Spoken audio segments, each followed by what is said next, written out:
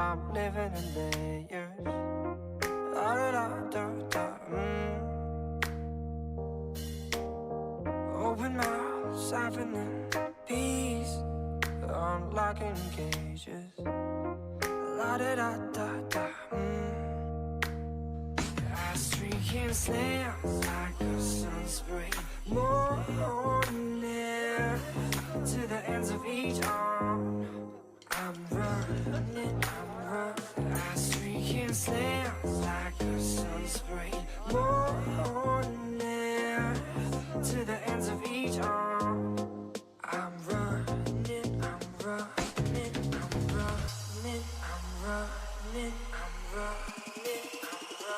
I streak it in.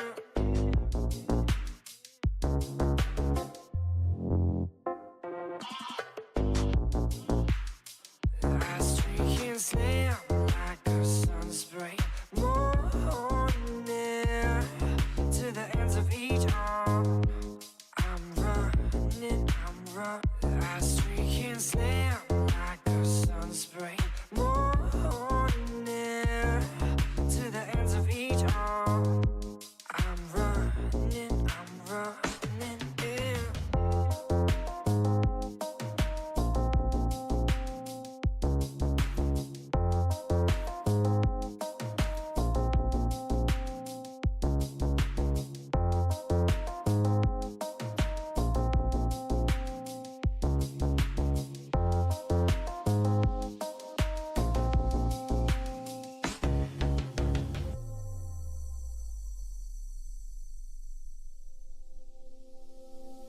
Zombie old hearts are asleep, but I would never say it. La da da da da. Warm water temperature tightening, footfalls on the pavement. La da da da da. I streak and slam like a sunspray, more near to the ends of each arm. I'm running. I streak and slam like a sunspray, more near to the ends of each arm. I'm running.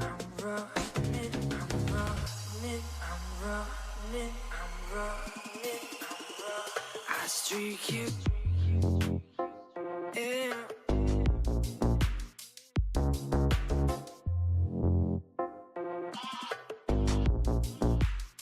I streak and slam like a sunspray, more near to the ends of each arm. I'm running.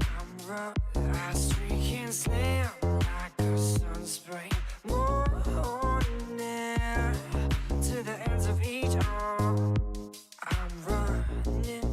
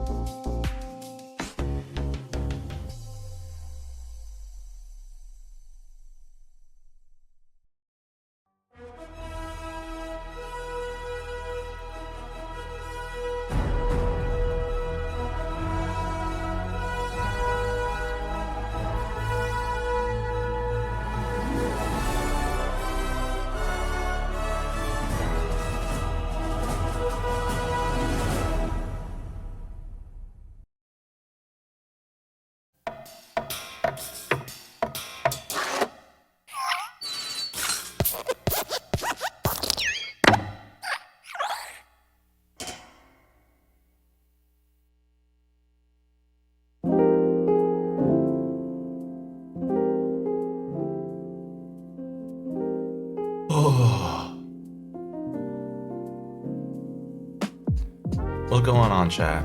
What's poppin'? Stopping off the top, I'm been a rockin'. Looking at your boys like they wonder what is poppin'. Ain't no stopping me, ain't no recipe. Alright, sorry. What's good, chat? How you guys doing today, tonight? Wait, hello? Where am I? Oh my fucking god, dude.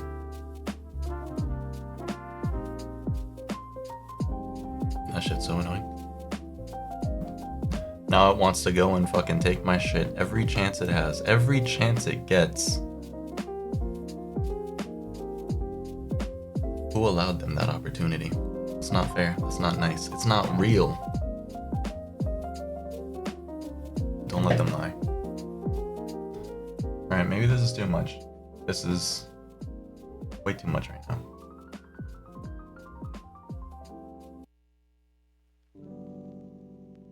I just want something chill in the background while we're gonna be doing some reading to start off today, chat.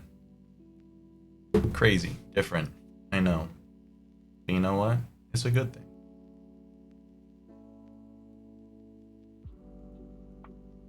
There we go. The Stranger by Albert Camus. I figured, you know, I mean, I'd just be doing some shit when I'm not streaming. So I'm like, you know, today I'm gonna actually go and do some of the shit that I don't usually do. I'm like, you know what? I feel like it's a good time to. I feel like it's a good... Why is this camera so... This camera's more accurate, but that one's not. It looks so pink. Whatever, it's fine. Chat. The Stranger.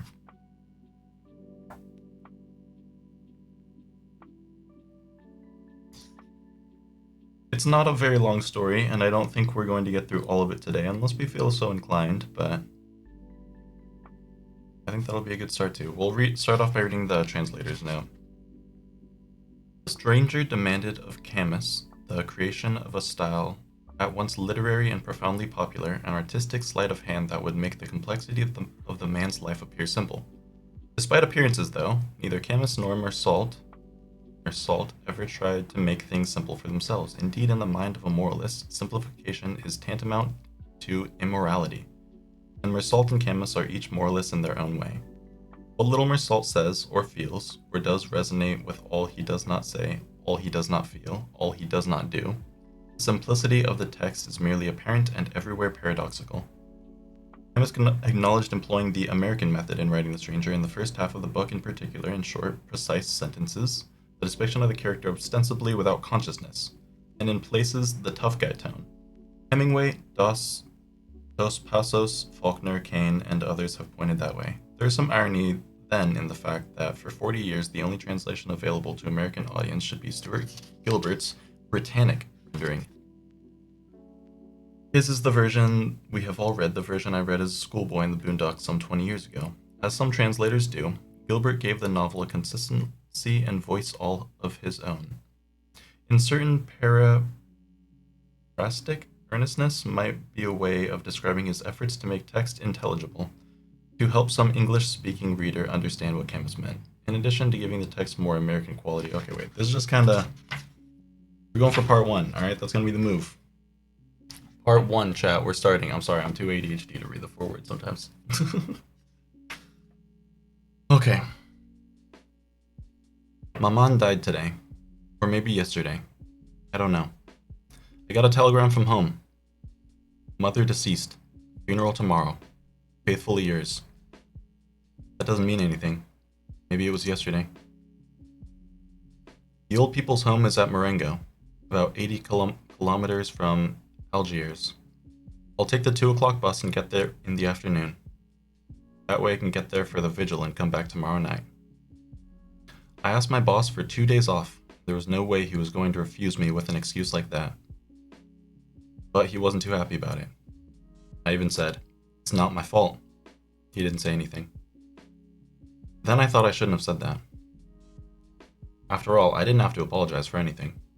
He's the one who should have offered his condolences. But he probably will day after tomorrow, when he sees I'm in mourning. For now, it's almost as if Maman weren't dead.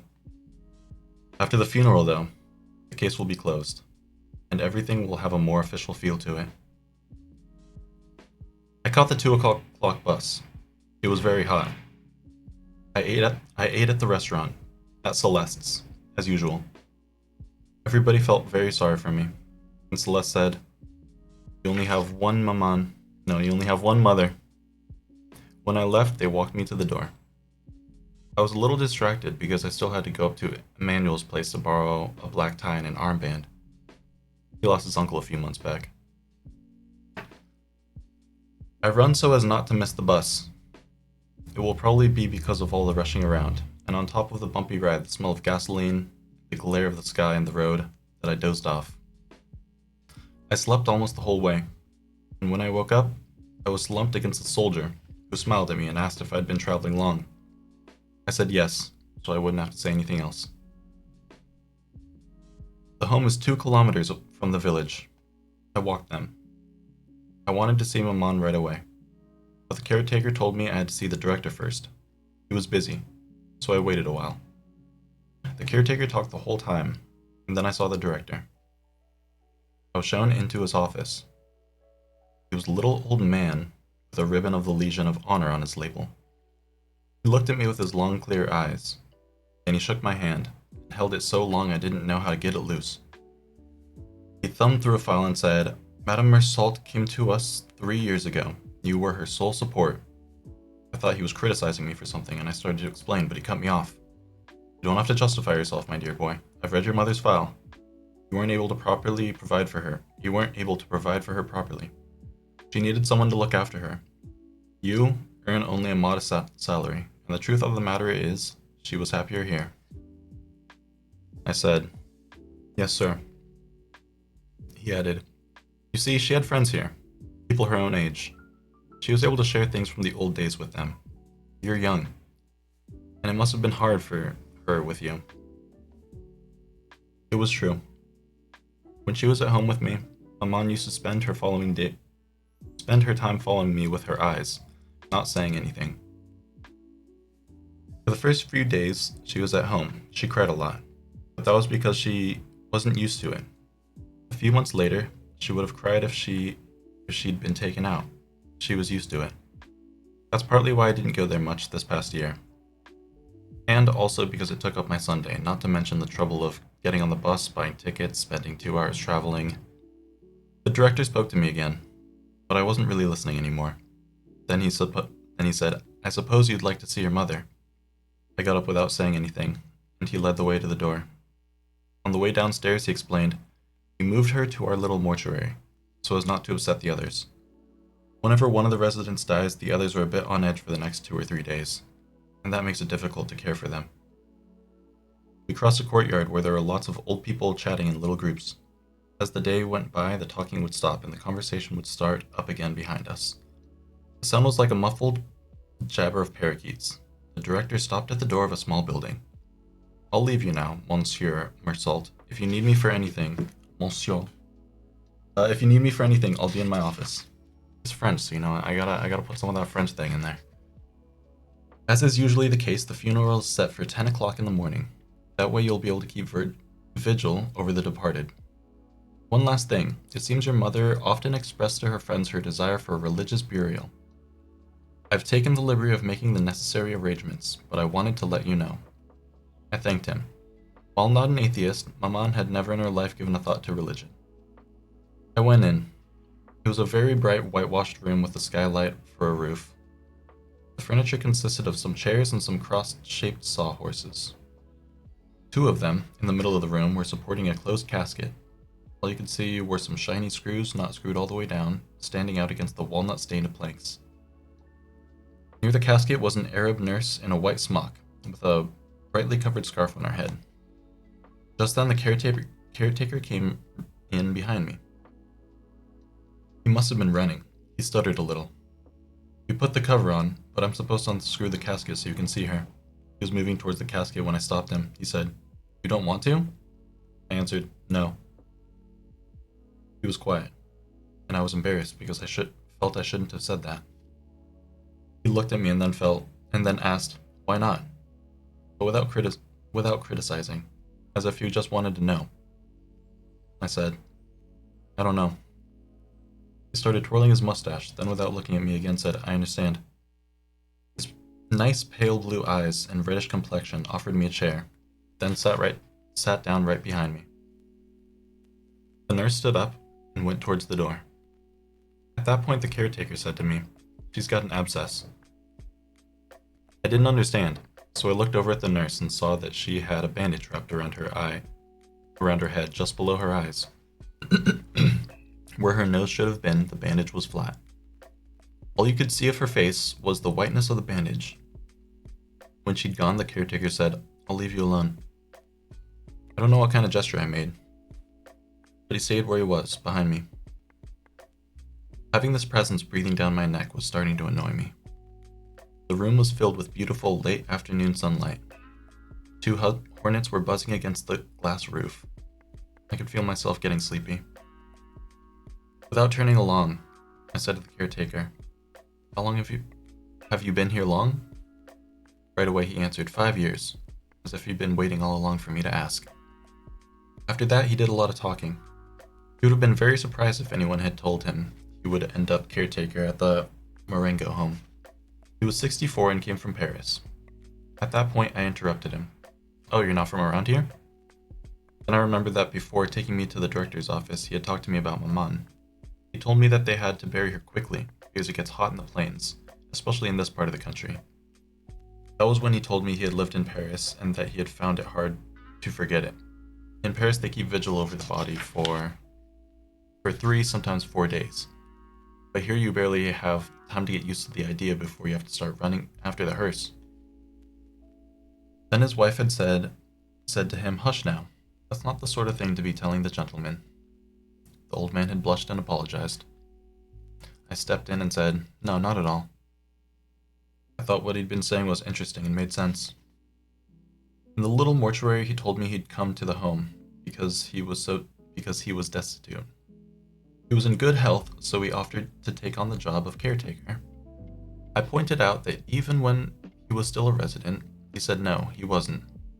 I'd already been struck by the way he had of saying they or the others less often, the old people, when talking about the patients, when some of them weren't any older than he was. But of course it wasn't the same. He was the caretaker, and to a certain extent he had authority over them. Just then the nurse came in. Night had fallen suddenly. Darkness had gathered, quickly, above the skylight. The caretaker turned the switch, and I was blinded by the sudden flash of light. He suggested I go to the dining hall for dinner, but I wasn't hungry. Then he offered to bring me a cup of coffee with milk. I like milk in my coffee, so I said yes, and he came back a few minutes later with a tray. I drank the coffee. Then I felt like having a smoke, but I hesitated, because I didn't know if I could do it with Maman right there. I thought about it. It didn't matter. I offered the caretaker a cigarette, and we smoked. Valid.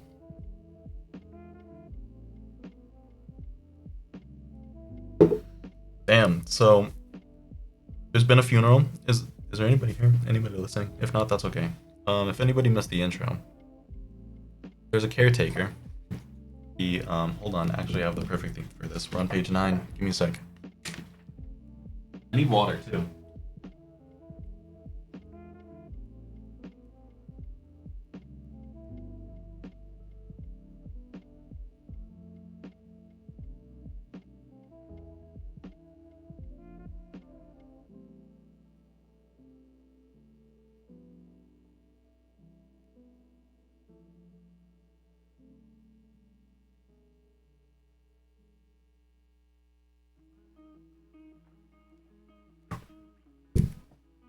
Ah.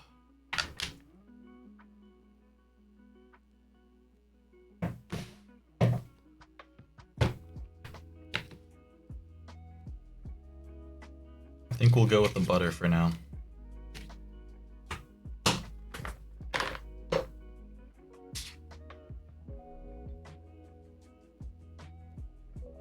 On page 9. Okay.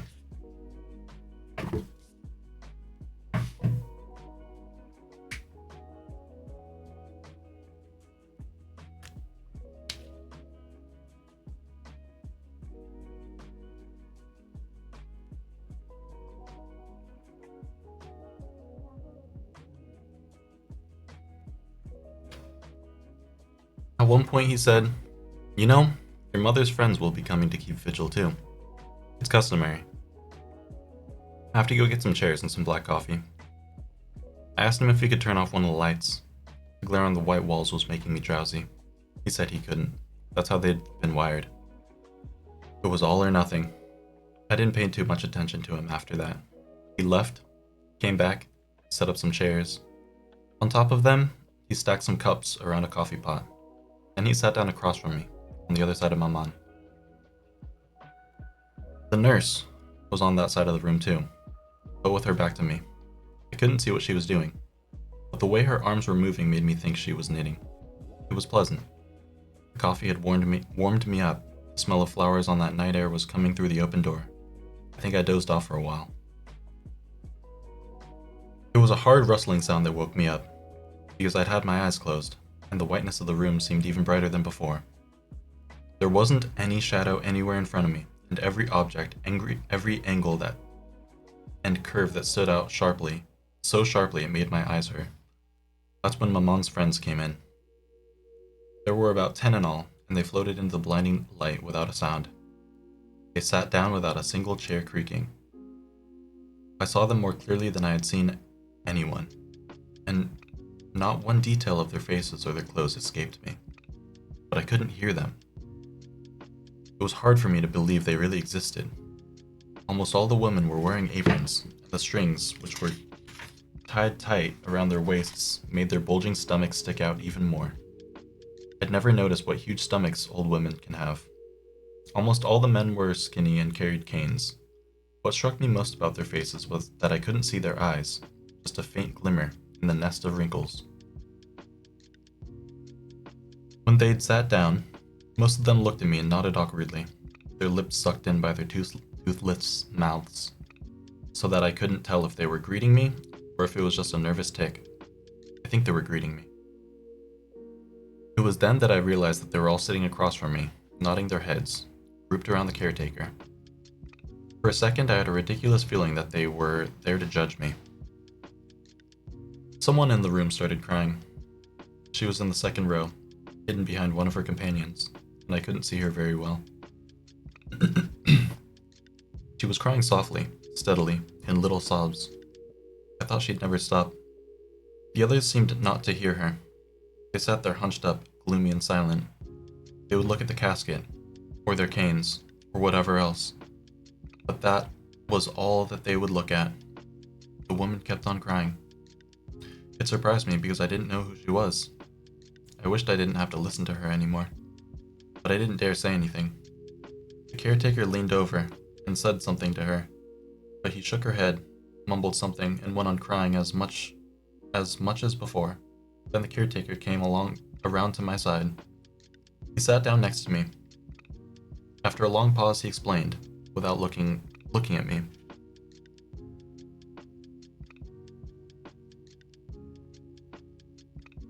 She was very close to your mother. She says your mother was her only friend, and now she hasn't got anyone.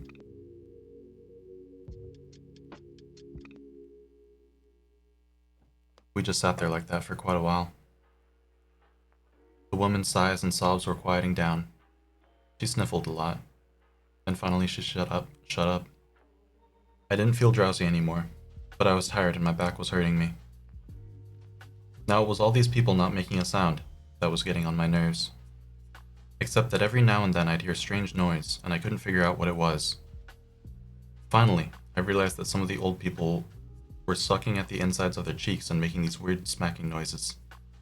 They were so lost in their thoughts that they weren't even aware of it. I had the impression that the dead woman lying in front of them didn't mean anything to them. But I think now that was a false impression. We all had some coffee served by the caretaker. After that, I don't know anymore. The night passed. I remember opening my eyes at one point and seeing all the old people were slumped over asleep, except for one old man, with his chin resting on the back of his hands wrapped around his cane, who was staring at me as if he were just waiting for me to wake up. Then I dozed off again. I woke up because my back was hurting more and more. Dawn was creeping over the skylight. Soon afterwards, one of the old men woke up and coughed a lot. He kept hacking into a large checkered handkerchief, and every cough was like a convulsion. He woke the others up, and the caretaker told him that they ought to be going. They got up. The uncomfortable vigil had left their faces ashen-looking. On their way out, and much to my surprise, they all shook my hand, as if that night during which we hadn't exchanged as much as a single word had somehow brought us closer together. I was tired. The caretaker took me to his room, and I was able to clean up a little. I had some more coffee and milk, which was very good. When I went outside, the sun was up, and the hills that separate Marengo from the sea, the sky above was streaked with red. And the wind coming over the hills brought the smell of salt with it. It was going to be a beautiful day. It had been a long time since I'd been out in the country, and I could feel how much I'd enjoy going for a walk if it hadn't been for Maman. But I waited in the courtyard, under a plane tree. I breathed in the smell of fresh earth and I wasn't sleepy anymore. I thought of the other guys at the office. They'd be getting up to go to work about this time. For me, that was always the most difficult time of the day. I thought about those things a little more, but I was distracted by the sound of a bell ringing inside the buildings. There was some commotion behind the windows, then everything quieted down. The sun was now a little higher in the sky. It was starting to warm my feet. The caretaker came across the courtyard and told me the director was asking for me. I went to his office. He had me sign a number of documents. I noticed that they were dressed in black and pinstripe trousers. He picked up the telephone and turned to me. The undertaker's men arrived a few minutes ago. I'm going to ask them to seal the casket. Before I do, would you like to see your mother one last time? I said no. He gave the order into the telephone, lowering his voice. Figak? Tell the men they can go ahead. Fago? After that, he told me he would be attending the funeral, and I thanked him. He sat down behind the desk and crossed his short legs.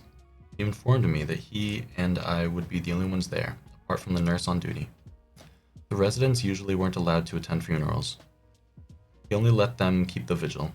It's more humane that way, he remarked. But in this case, he'd given one of the mother's old friends, Thomas Perez, permission to join the funeral procession.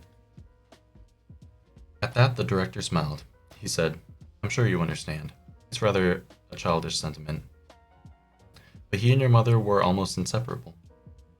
The others used to tease them and said Perez has a fiancée. He'd laugh. They enjoyed it. And the truth is, he's taking Madame Mersault's death very hard. I didn't think I could rightfully refuse him permission. But on the advice of your visiting physician, I did not allow him to keep the vigil last night. We didn't say anything for quite a long time. The director stood up and looked out of the window of his office.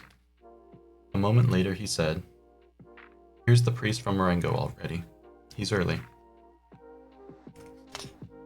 He warned me that it would take at least 3/4 of an hour to walk to the church, which is in the village itself. We went downstairs.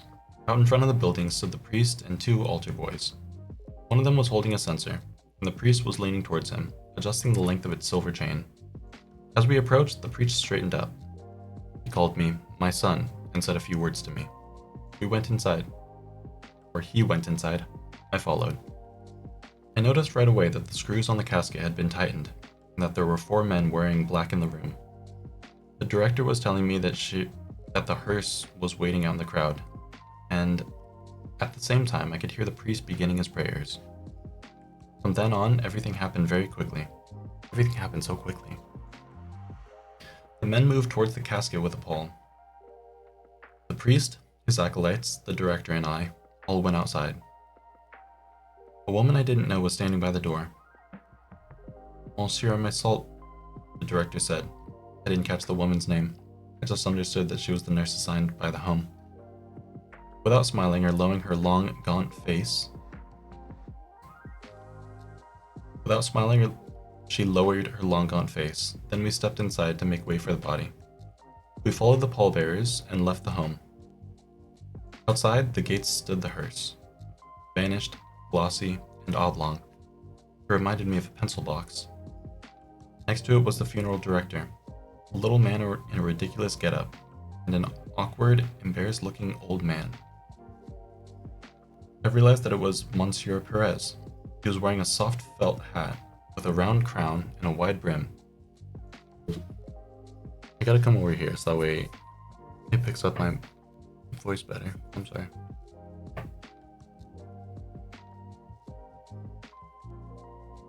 Where were we? He took it off as the casket was coming through the gate. A suit with trousers that were corkscrewed down around his ankles, and a black tie with a knot that was too small for a big white collar of his shirt. His lips were trembling below a nose dotted with blackheads. Strange, floppy, thick-rimmed ears stuck out through his fine, white hair, and I was struck by their blood-red color next to the pallor of his face. The funeral director assigned us our places. First came the priest, then the hearse. Flanking it, the 4 men. Behind it, the director and myself, bringing up the rear. And bringing up the rear, the nurse and Monsieur Perez. The sky was already filled with light. The sun was beginning to bear down on the earth, and it was getting hotter by the minute. I don't know why we waited so long before getting underway. It was hot in my dark clothes. The little old man who had put his hat back on took it off again. I turned a little in his direction, and we were looking at him when the director started talking to me about him. He told me that my mother and Monsieur Perez often used to walk down to the village together in the evenings, accompanied by a nurse. I was looking at the countryside around me, seeing the rows of cypress trees leading up to the hills next to the sky, and the houses standing here and there against the red and green earth. I was able to understand Maman better. Evenings in that part of the country must have been kind of sad relief, but today with the sun bearing down, making the whole landscape shimmer with heat, it was inhuman, and oppressive. We got underway. It was then that I noticed that Perez had a slight limp. Little by little, the hearse was picking up speed, and the old man was losing ground. One of the men flanking the hearse had also dropped back and was now even with me. I was surprised at how fast the sun was climbing in the sky. I noticed that for quite some time in countryside there had been buzzing with the sound of insects and the crackling of grass. The sweat was pouring down my face. I wasn't wearing a hat, so I fanned myself with my handkerchief. The man from the undertaker's said something to me, then which I missed. I was lifting the edge of his cap with his right hand and wiping his head with a handkerchief. Oh, he was. At the same time, I said, "What?" He pointed up to the sky and repeated, "Pretty hot." I said, "Yes." A minute later, he asked, "Is that your mother in there?" Again, I said, "Yes." "Was she old?" I answered, "Fairly," because I didn't know the exact number. After that, he was quiet. I turned around and saw old Perez about 50 meters behind us. He was going as fast as he could, swinging his felt hat at the end of his arm. I looked at the director too. He was walking with great dignity, without a single wasted motion. A few beads of sweat were forming on his forehead, but he didn't wipe them off. The procession seemed to be moving a little faster. All around me there was still the same glowing countryside flooded with sunlight. The glare from the sky was unbearable. At one point we went over a section of the road that had just been repaved. The tar had burst open in the sun. Our feet sank into it, leaving its shiny pulp exposed. Sticking up above the top of the hearse, the coachman's hard leather hat looked as if it had been molten out of the same black mud. I felt a little lost between the blue and white of the sky and the monotony of the colors around me. The sticky black of the tar, the dull black of the clothes, and the shiny black of the hearse. All of it, the sun, the smell of leather. The smell of leather and horse dung from the hearse, the smell of varnish and incense, and my fatigue from the night without sleep was making it hard for me to see or think straight. I turned around again. Perez seemed to be way back there, fading in the shimmering heat. Then I lost sight of him altogether. I looked around and saw that he'd left the road and cut across the fields. 1 second, chat.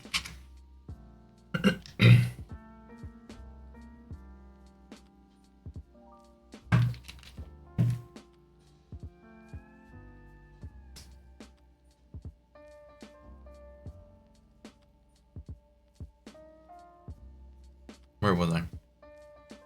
Then I lost sight of him altogether. I looked around and saw that he left the road and cut across the fields.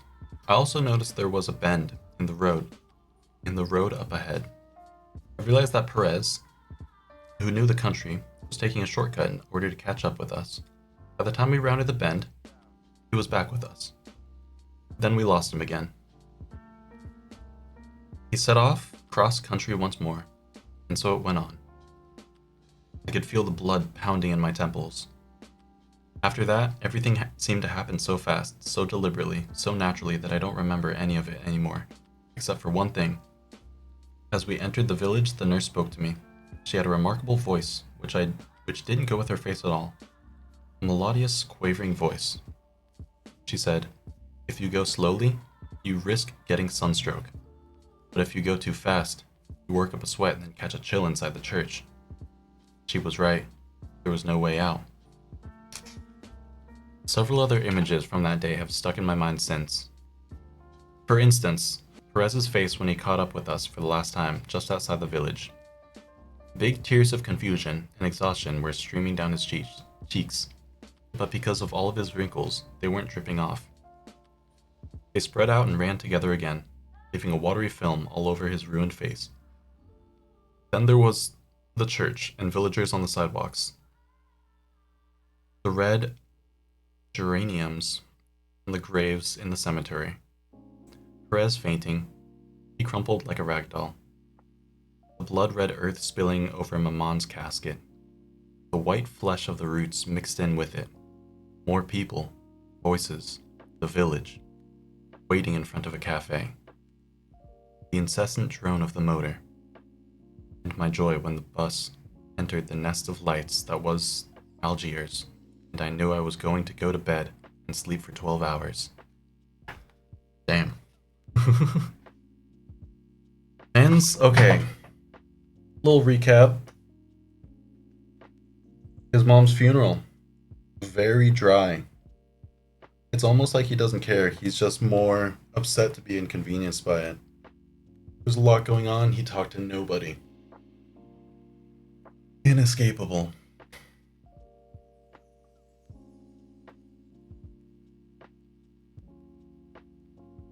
Interesting. That's part 1 done. Apparently it's split up into 6 parts. So you know what we might do is wait. There's 6 and then 5, so there's 11. So we'll probably go and do like a 2-chapter split. Cuz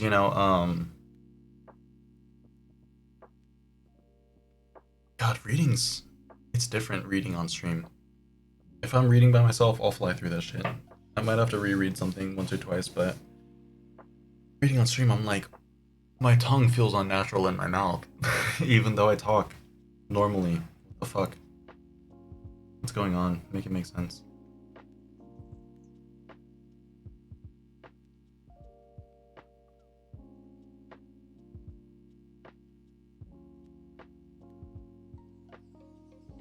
As I was waking up, it came to me why my boss had seemed annoyed when I asked him for 2 days off. Today is Saturday. I'd sort of forgotten, but I was getting up, and it came to me. And naturally, my boss thought about the fact that I'd be getting 4 days vacation, that way including Sunday, and he couldn't have been happy about that. But in the first place, it wasn't my fault they had buried Maman yesterday instead of today. And second, I would have had Saturday and Sunday off anyway. Obviously, that still doesn't keep me from understanding my boss's point of view. I had a hard time getting up, because I was tired from the day before. While I was shaving, I wondered what I was going to do, and decided to go for a swim. I caught the streetcar to go to the public beach down by the harbor. Once there, I dove into the canal. There were lots of young people. In the water, I ran into Marie Cardona, a former typist in our office whom I'd had a thing for at the time. She did too, I think, but she left soon afterward and we didn't have the time. I helped her onto a float, and as I did, I brushed against her breasts. I was still in the water when she was already lying flat on her stomach on the float. She turned towards me. Her hair was in her eyes and she was laughing. I hoisted myself up next to her. It was nice, and sort of joking around, I let my head fall back and rest on her stomach. She didn't say anything, so I left it there. I held the whole sky in my eyes, and it was blue and gold. On the back of my neck, I could feel Marie's heart beating softly. We lay on the float for a long time, half asleep. When the sun gets too hot, she dove off and I followed. I caught up with her, put my arms around her waist, and we swam together. She laughed the whole time.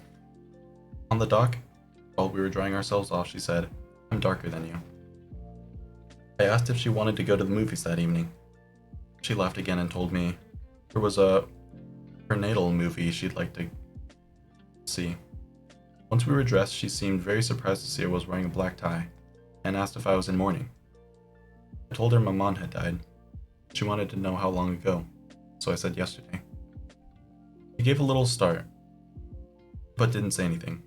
I felt like telling her it wasn't my fault, but I stopped myself because I remembered I'd already said that to my boss. It didn't mean anything. Besides, you always feel a little guilty. By that evening, Marie had forgotten all about it. The movie was funny in parts, but otherwise, it was just too stupid. She had her leg pressed against mine. I was fondling her breasts. Towards the end of the show, I gave her a kiss, but not a good one. She came back to my place. When I woke up, Marie had gone. She had explained to me that she had to go back to her aunt's. I remembered that it was Sunday, and that bothered me. I don't like Sundays. So I rolled over, tried to find the salty smell Marie's hair had left on the pillow, and slept until 10.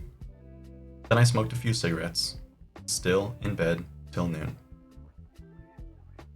Valid. They're a smoker, I feel it.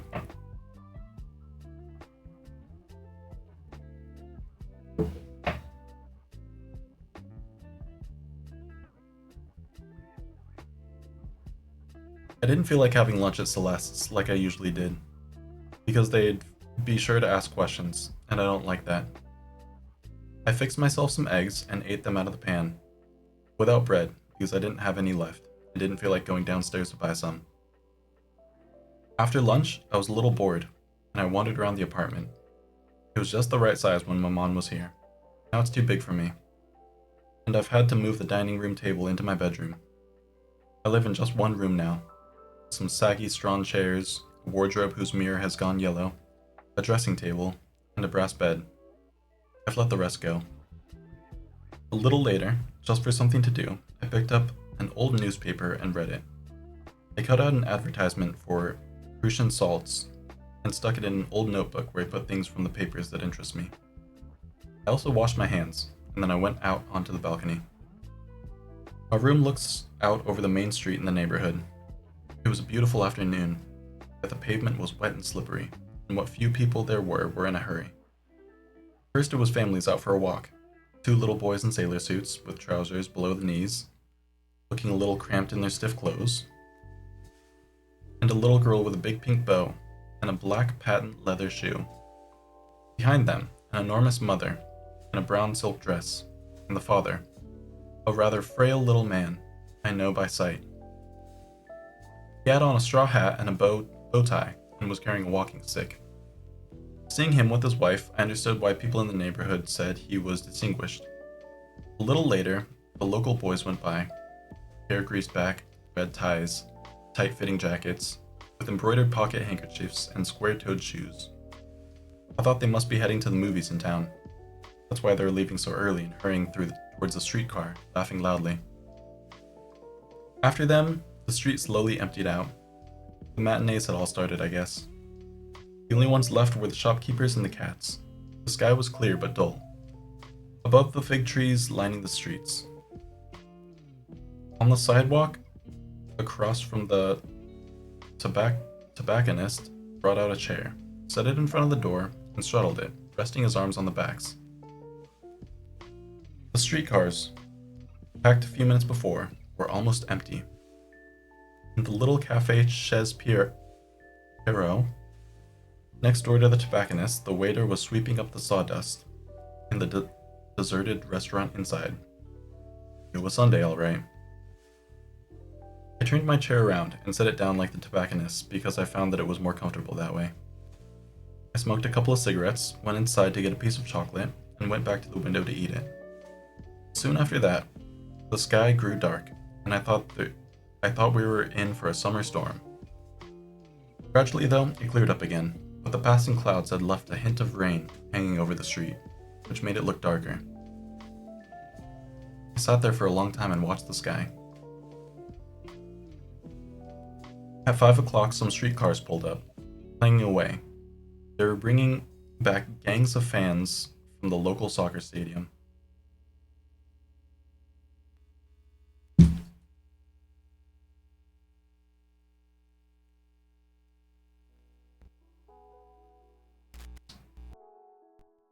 Sorry about the buzz.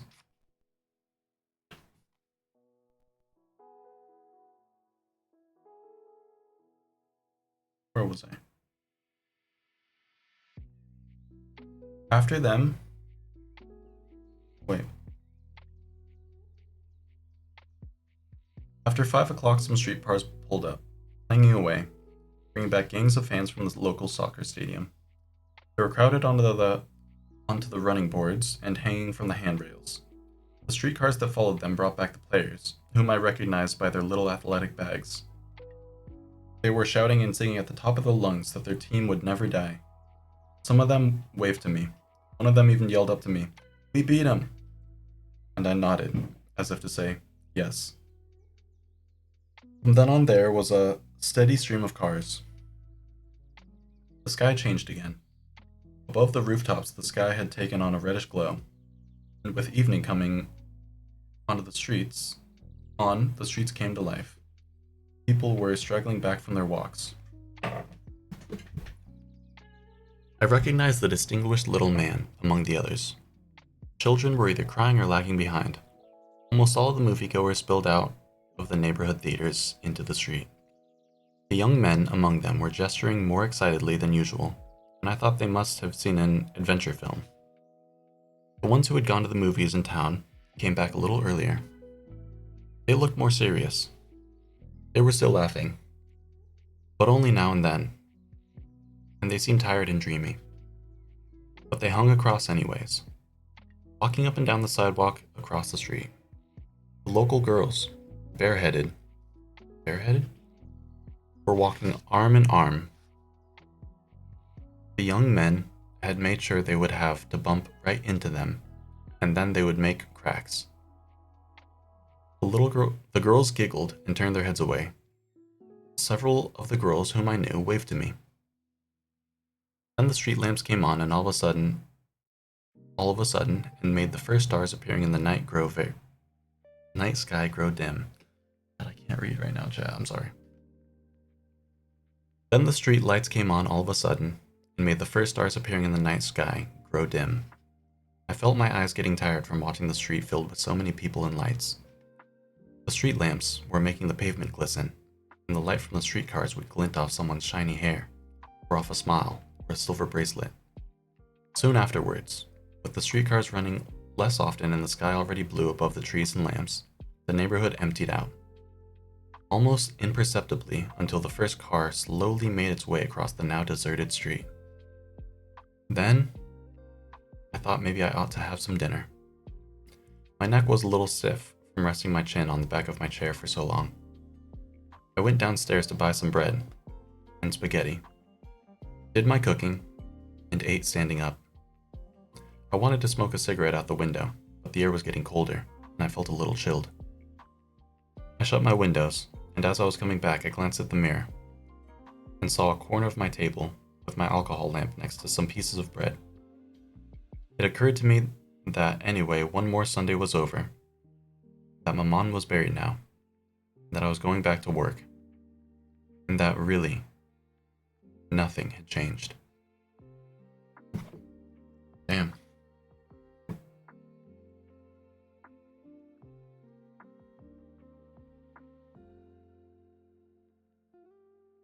It's like the absurdity, the mundanity of it all.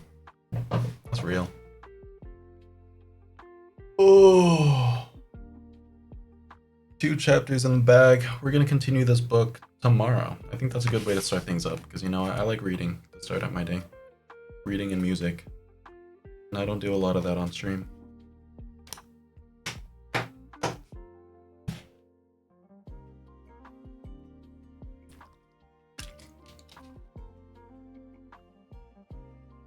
Do some music. That's gonna be the vibe. Ah! Okay, well. Alright, what do we got? What are we doing? We're going like this. We gotta go a little bit like that.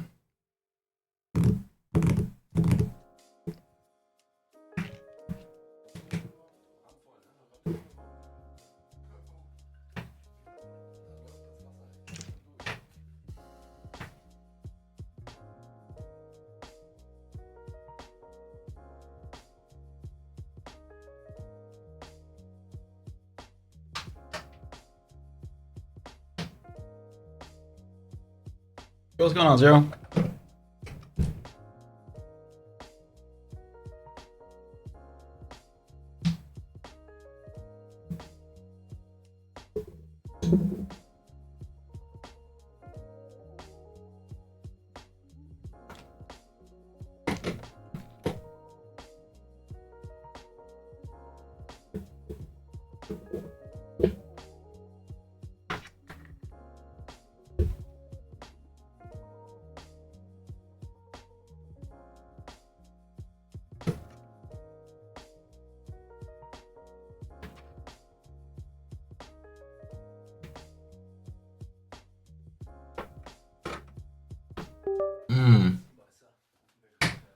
Oh, slow day finally getting moving. That's what's up. Hey, you know what they say? Slow day's better than no day.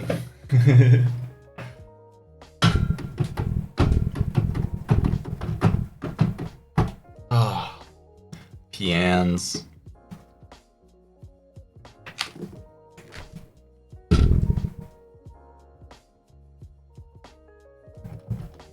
The only thing about playing on my desk is it's tall. So that's my thing. Also, we'll see how it sounds. We'll see how it goes. I feel like there's a reason why I haven't done a lot of music on stream. Oh my god. You need to move. There we go. That song ended abruptly.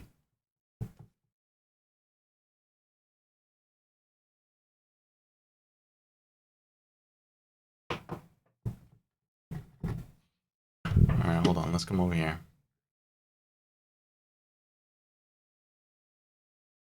Oh, we're not just chatting anymore. Sorry, we're on music.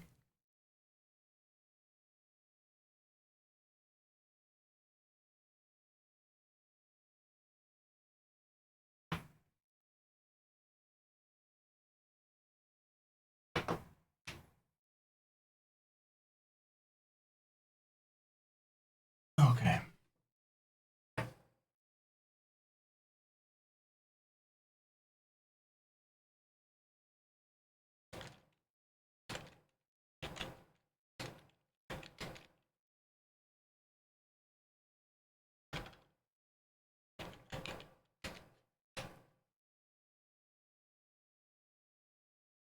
Music. What even is music? What even is music? I guess music is music.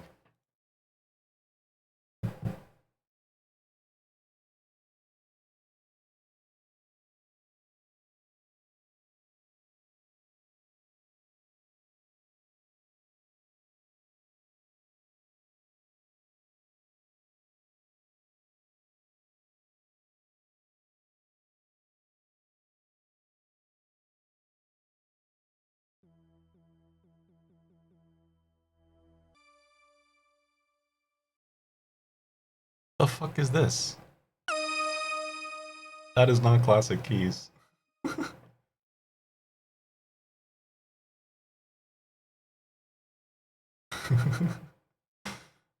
Let's go. I just need like a... Give me like a grand. Yeah.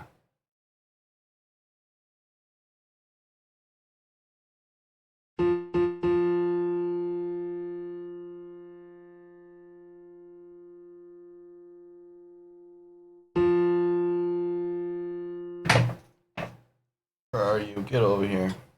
Don't you run away from me.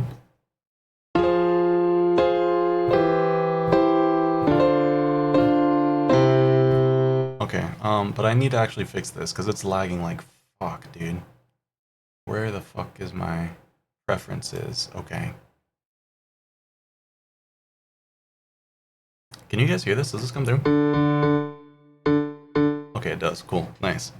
Alright. Maybe in 400 years? 400 years for what? For no day? Let's turn down the sample rate. Oh no.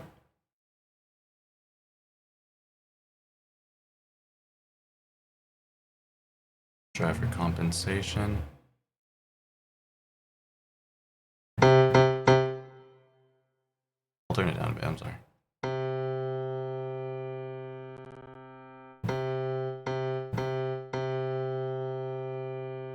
Why is the latency so bad?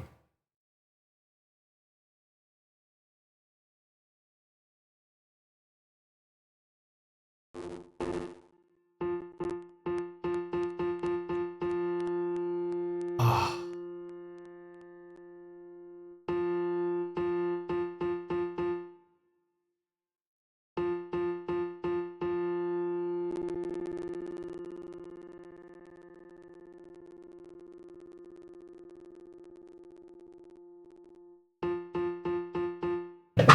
Is that better?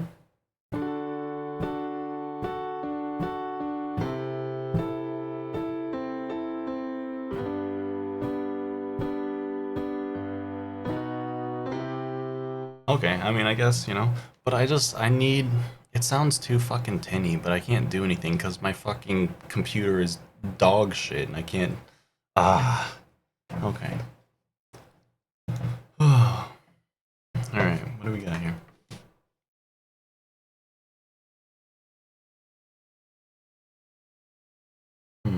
Let me go like this. Oh yeah, oh, this is the way.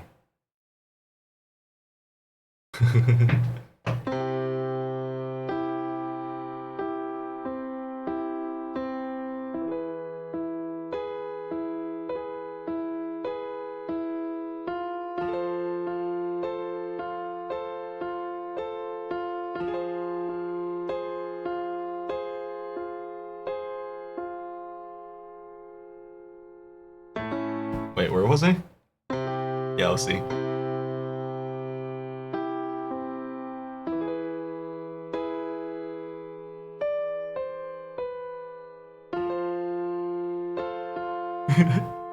I love piano. Okay, what are we playing though? Hold on. I'm logged in now. I'm here. I'm legit. Alright, we're good. So wait, let's go. What is this sorted by? Not by date. Sort by... Oh, there we go. Okay. What's the vibe? There's a few songs that I like to just go on with. But damn, it's getting toasty in here. The piano, it just sounds, it's like, it's too tinny, if that makes sense. I'm gonna EQ it a little.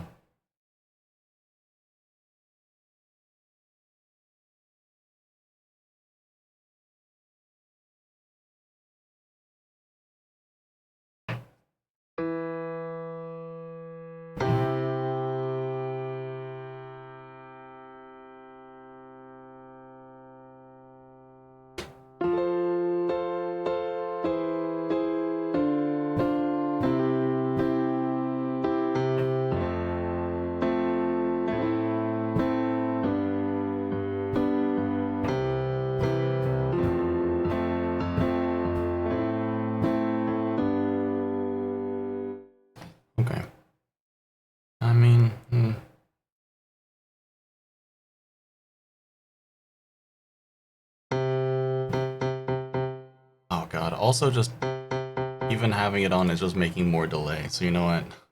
I gotta delete it. Oh my god, we just gotta go basic over here.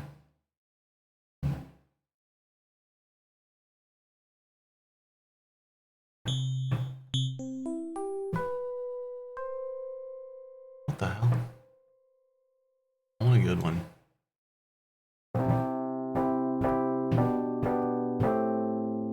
That's not bad. I like that. Okay.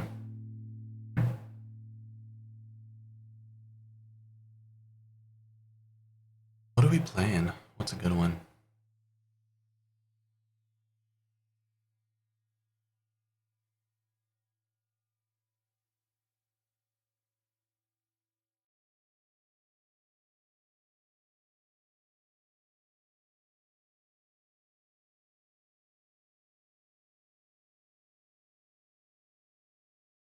Can you tell that the music setup is not optimized for music? I love it.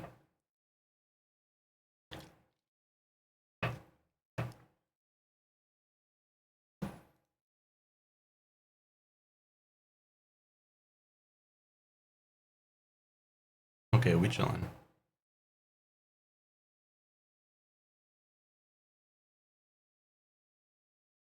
Show me 100 per. Why are you giving me? Oh no. Okay, fine.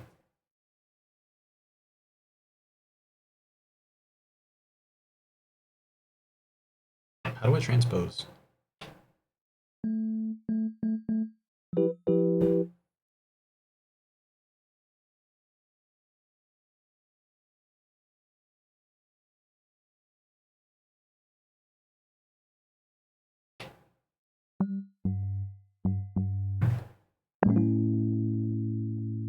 Why does it sound so muted?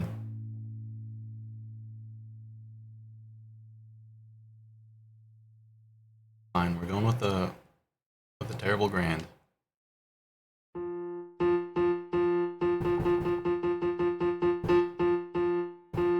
Sounds 90% real. Maybe it's just because I have a better one that I play. I don't typically play on non-weighted keys, but we out here.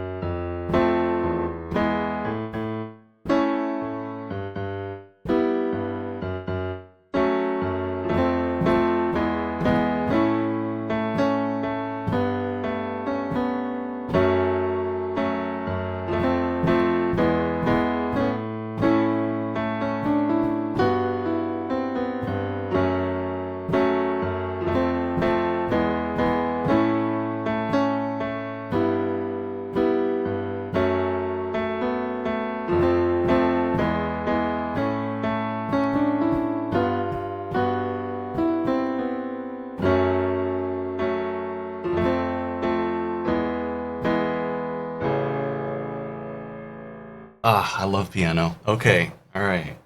What are we playing? What's the mood? I need to get some fucking chords pulled up in front of me. Also, it's gonna be harder because, like, my hands are like, meh. But, you know, I mean, hey, I'm here for it.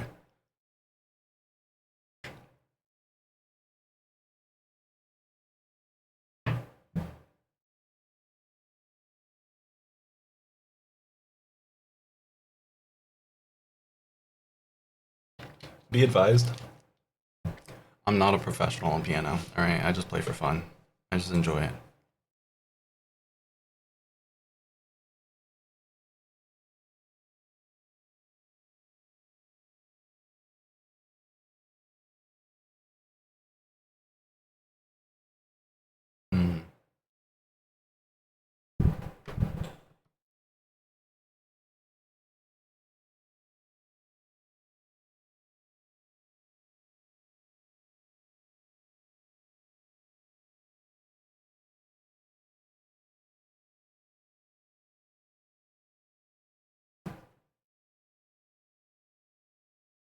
God, why are you on light mode?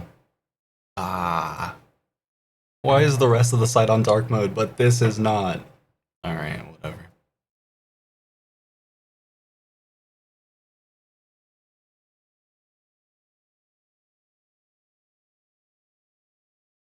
Let me see how this goes. Need my sustain? Okay.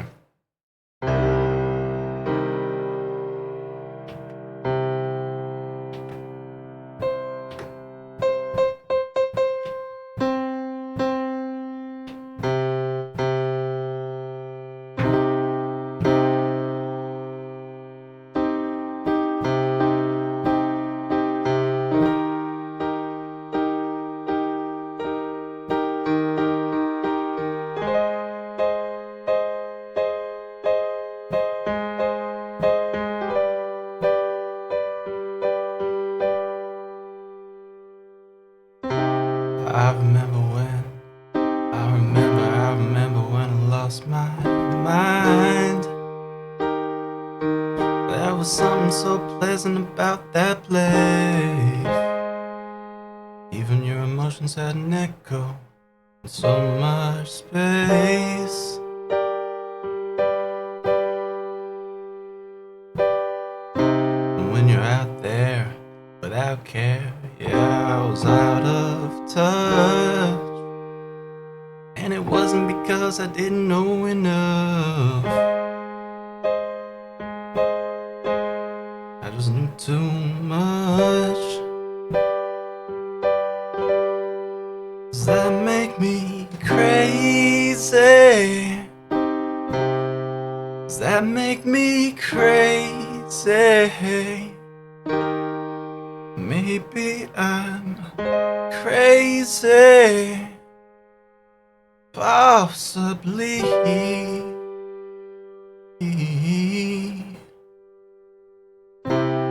And I hope that you are having the time of your life.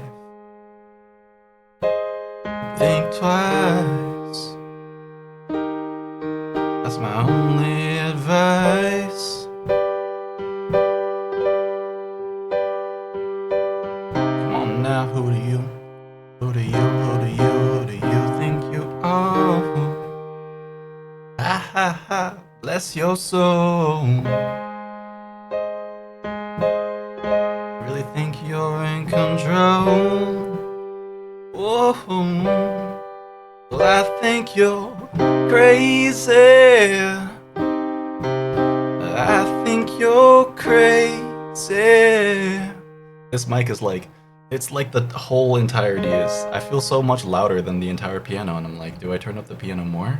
But I don't want everything to blast everybody's ears out, so I'm like, I don't know.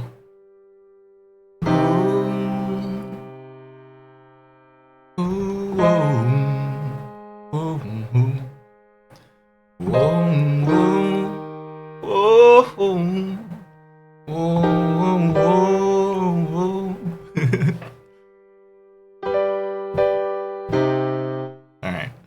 I like that one. That's a good one. Hold on. What else do we got? What's a good one? I want to think of, I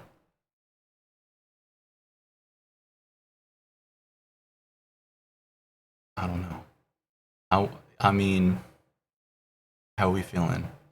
Also, part of me likes doing, like, I like turning every song into the blues. Turn every song into the blues. That's my goal. Oh, I like this one. We're doing this one. Okay, wait. Yeah. Okay, so it's there. I'm like, wait, what's going on there? So hold on, it's like something like this.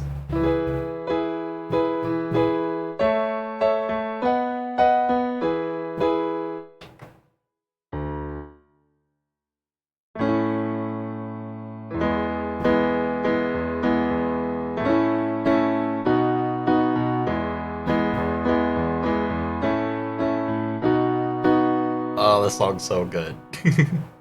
Only song you learned on piano was Norman fucking Rockwell from Lana. Okay, that's valid. I don't know that one, honestly.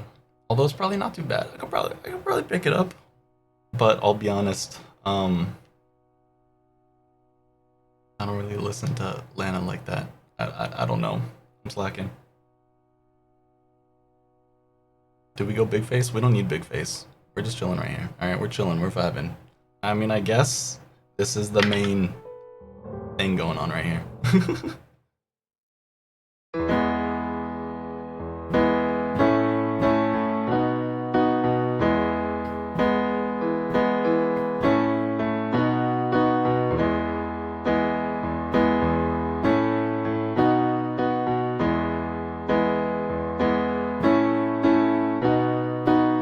This is probably gonna be too high out of my vocal range. We'll try. I've never thought that it'd be so simple, but I found a way. I found a way. I'd always thought that it'd be so crazy, but I found a way. I found a way. Wait, it's minor. If you open up your mind, see what's inside. Well, it's gonna take. Wait.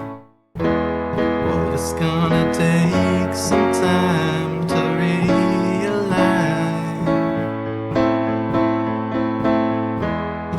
But if you look inside, I'm sure you'll find. Over your shoulder, I know that I told you I'll always be picking you up when you're down. So just turn around.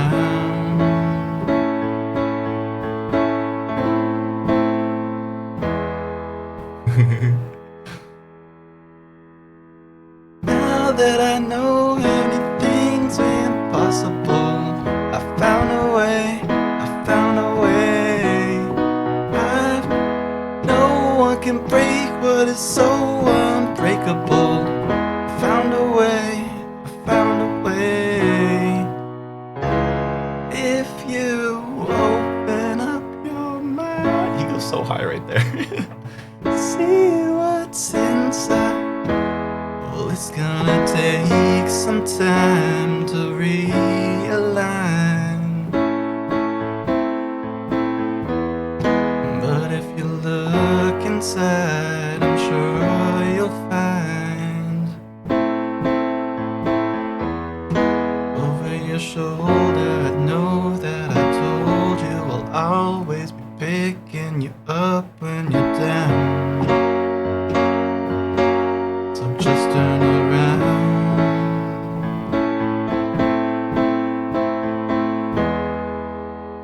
Woo! No, I'm kidding.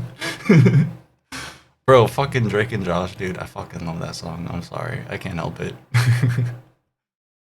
What else do we got? What are we looking at?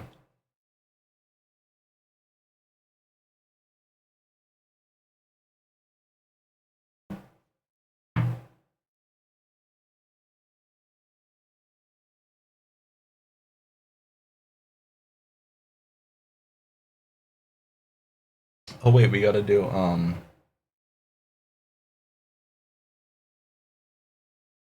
the fuck is that song called? Nah, never mind. Okay.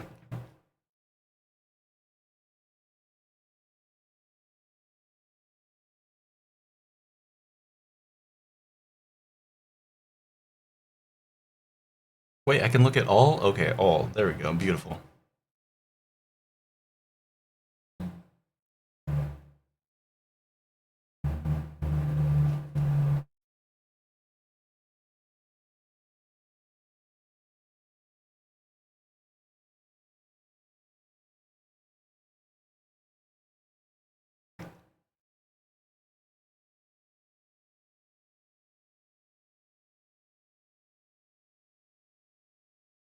Hmm.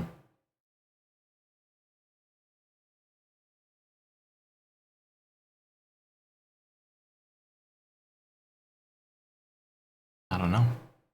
I got a lot. Normally I'm not on the spot though. Normally I just play. I'm like, ah, that one seems fun. I guess that's what I'm going to do. I'm just looking until I'm like, yeah, that's a good one. Sure, let's go with this one.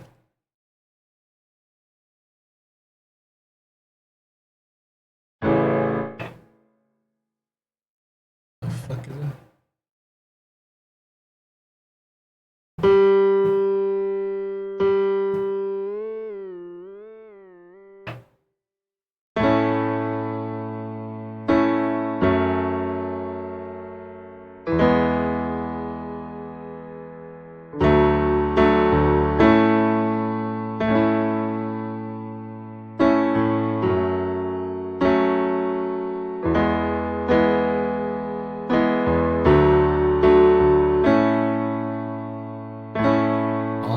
Almost heaven, West Virginia, Blue Ridge Mountains, Shenandoah River.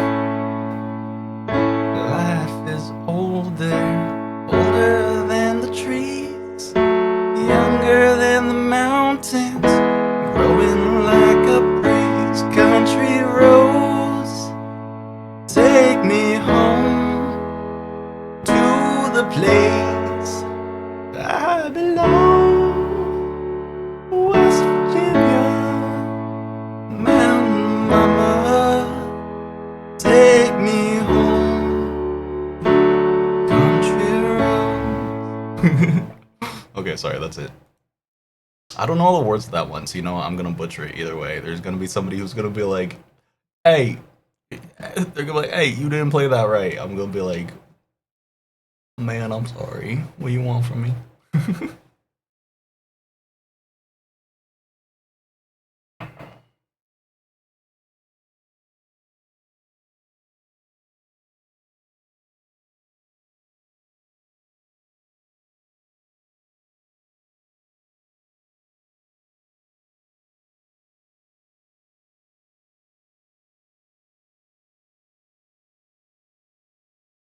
I want to play this song.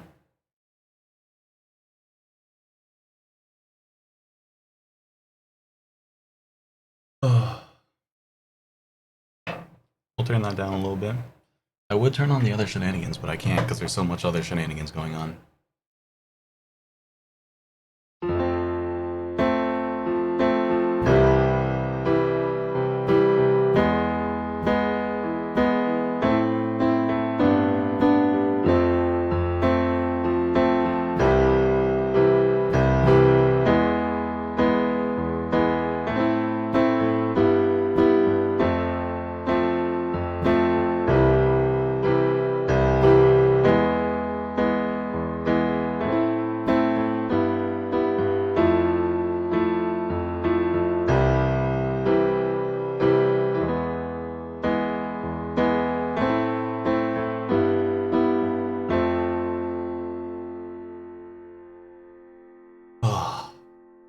I like this song, okay? Don't judge me. Like, do you want it in the backseat? Or maybe on the floor? Come over and love me. I just want some more. Some more. Never thought I'd be begging you to spend some time with me. Never thought I'd be begging someone to come and love me. Just dancing in the kitchen. She's sleeping upstairs.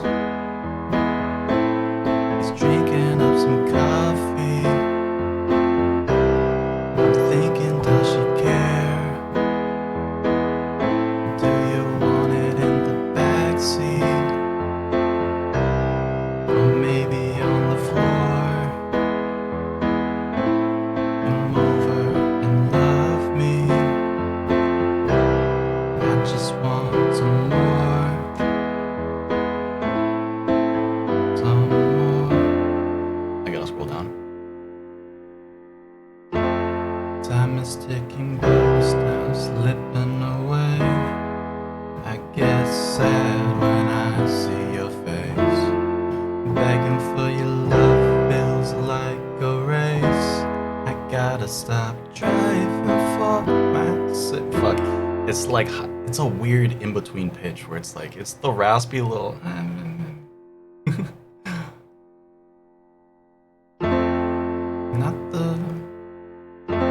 Not the same. You never listen. Don't know if I'm talking again.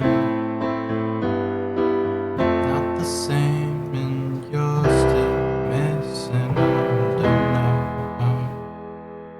Hey, what the fuck?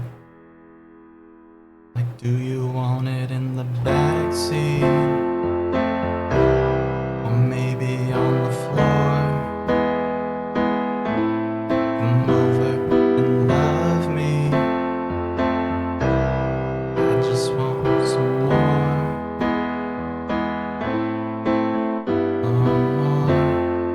Begging for your love feels like a race. I gotta stop driving for my sake. I like that one. But I make that one go on too long because sometimes I'll just be going with that one. I'm like boom, boom, boom. Boom, boom, boom.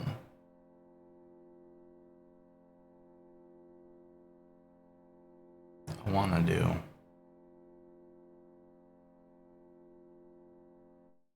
This song, but I want their lyrics. I don't care about the chords because I'm doing my own chords to it. I think we will throw some reverb on there because you know what? I like it. Yeah. Okay.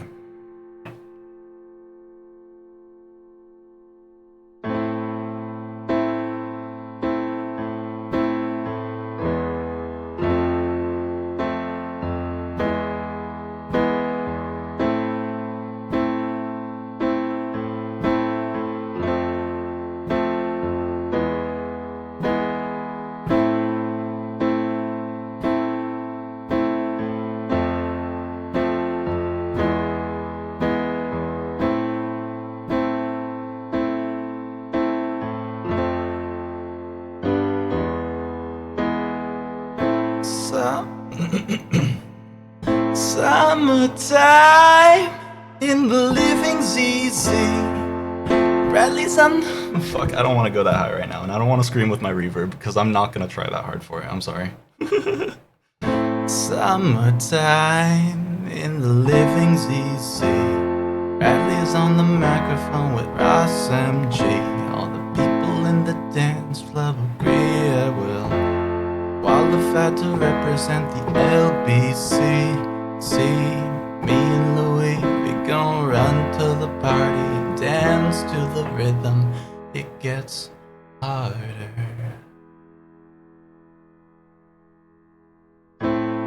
Me and my girl, we got this relationship. I love her so bad, but she treats me like shit. On lockdown like a penitentiary. She spreads her loving all over, and when she gets home, there's none left for me. Summertime in the living's easy. Bradley's on the microphone with Ross MG. All the people in the dance agree that we're qualified to represent the LBC. See, me and Louis, we gon' run to the party, dance to the rhythm, it gets harder.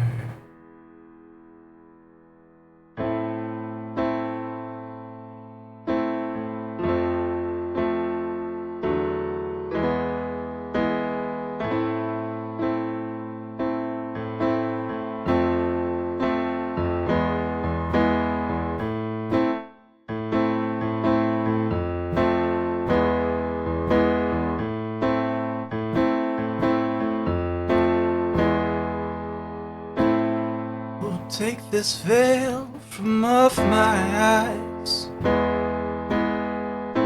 My burning sun will someday rise. What am I gonna be doing for a while? I said I'm gonna play with myself. Slowly now we come off the Summertime in the living's easy. Buddies on the microphone with SMG. All the people in the dance where they pray their will. Qualified to represent the LBCC. Me and the way we gon' run to the party and dance to the rhythm. It gets harder.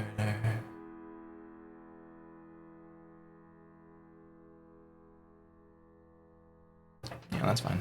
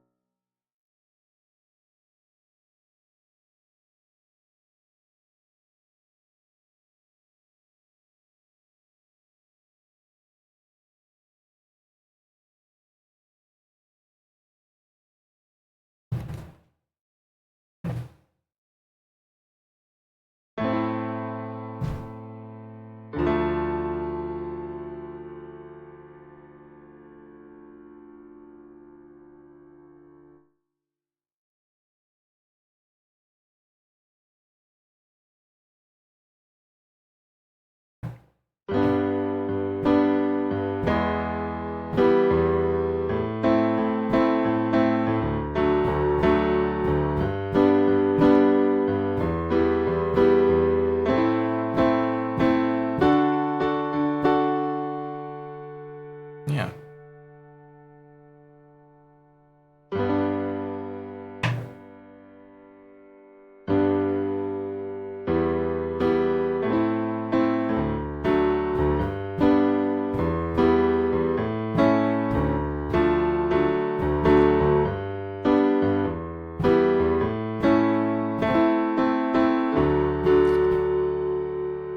I guess the G and the D are the only right there.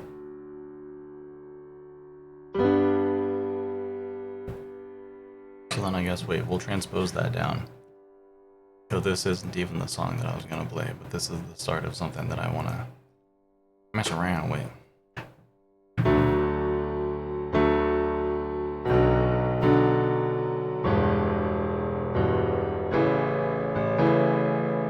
That's too low. I don't like it. I don't like it. Thank you, Zero. How's the slow start to the day going? I guess we're going back fine.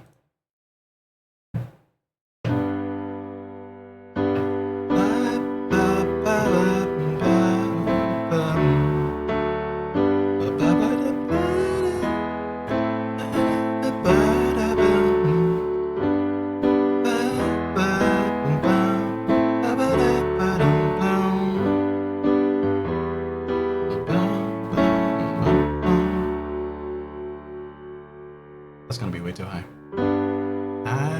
I feel so high.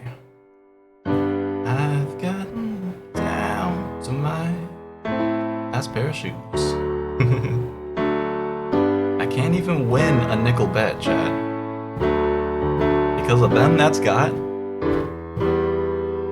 and them that gets. Because of them, I ain't had nothing yet. I'm sorry, I can't do that right now. That'd be funny. See, this is why I also really want my fucking looper. I want to get that shit set up so I can just...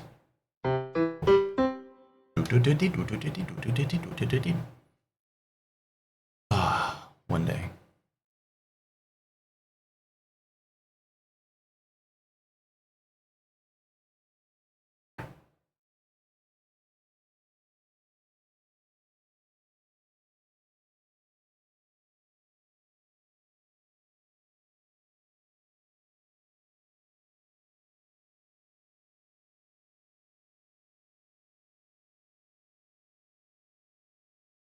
This one's easy, so I'll do this one. Because why not?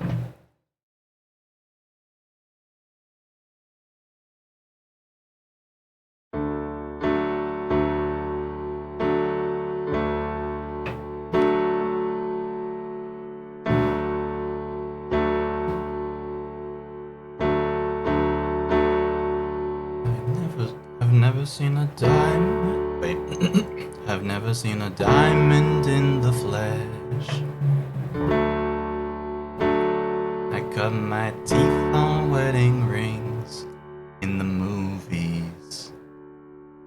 I'm not proud of my address. In a torn up town, no postcode and fee, but every song's like gold teeth, Grey Goose tripping in the bathroom, bloodstained pillows ground, trash in the hotel room. We don't care.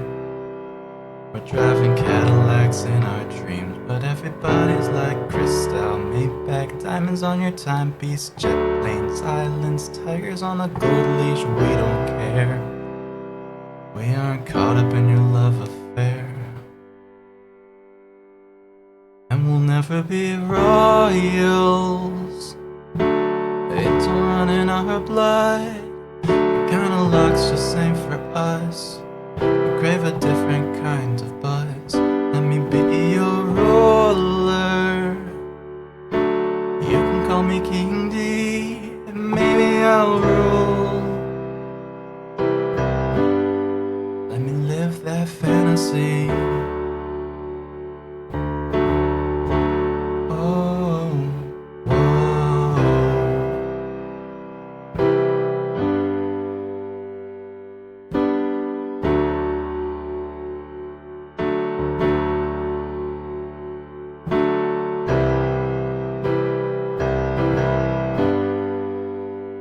My friends and I, we've cracked the code. We count our dollars on the train to the party, and everyone who knows us knows we're fine with this. We didn't come from money, but every song's like gold. Gold teeth, Grey Goose tripping in the bathroom, balls down, ball counts, trash in the hotel room. We don't care. We're driving Cadillacs in our dreams, but everybody's like crystal, Maybach, diamonds on your timepiece, jet planes, islands, tigers on a gold leash. We don't care. We aren't caught up in your love affair, and we'll never be royals. It don't run in our blood. The kind of luck's just ain't for us. We crave a different kind of buzz. Let me be your ruler. You can call me King D, and baby I'll rule. Let me live that fantasy. Oh, oh, bigger than we ever dreamed, and I'm in love with being king. Oh, oh, life is great without a care. We aren't caught up in your love affair, and we'll never be royals. It don't run in our blood. The kind of luck's just ain't for us. We crave a different kind of buzz. Let me be your ruler. You can call me King D, and baby I'll rule. Let me live that fantasy.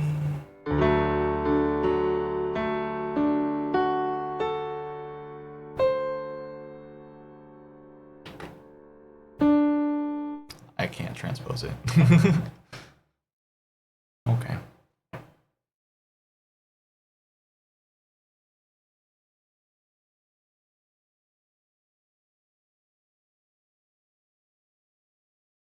I feel like I'm stoned.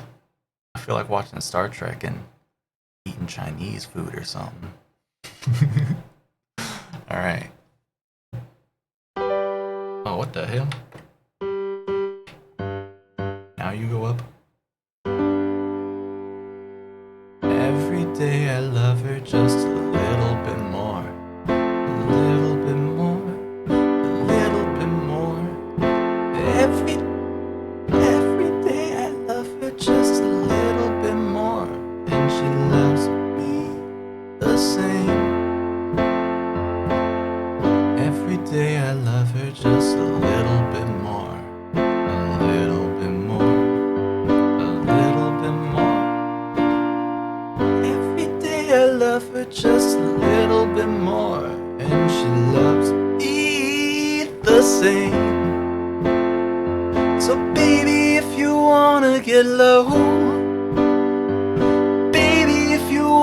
get high. It makes no sense at all. I saw red. I saw red. I saw red. One more secret lover that I shot dead.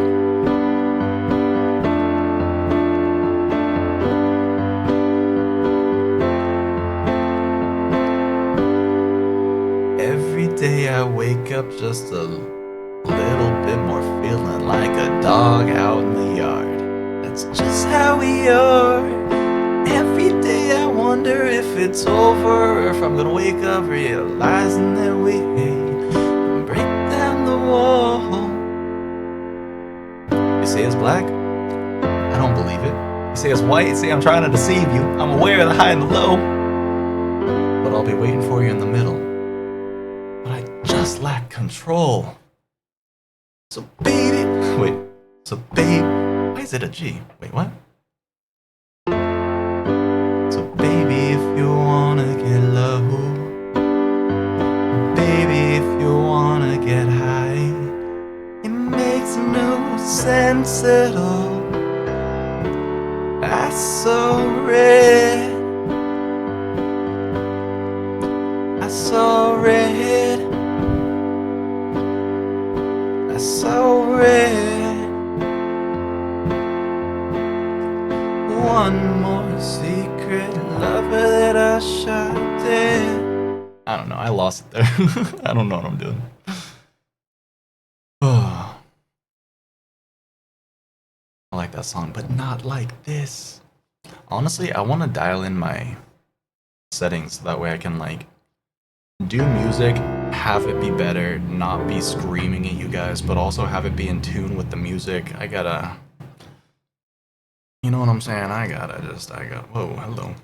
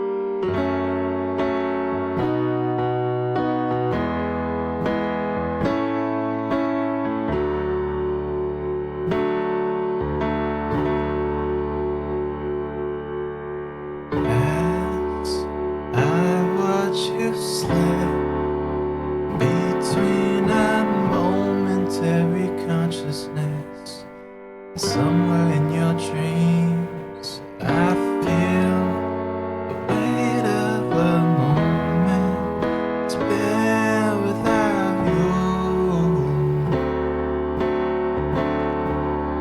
I know someday I'll have to say goodbye. I'm losing time.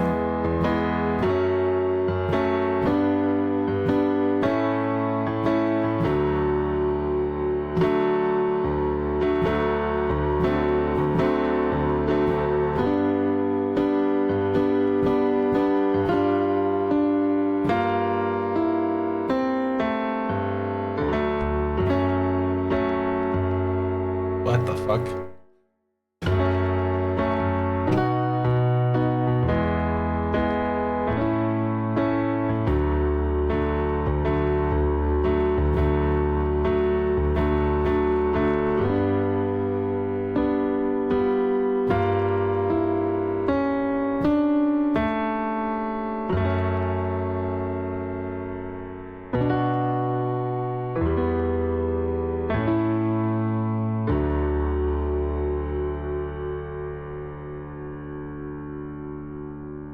This moment has passed away. Maybe that explains all these feelings. Could I find a way into your dreams somehow? But you need your sleep, so I'll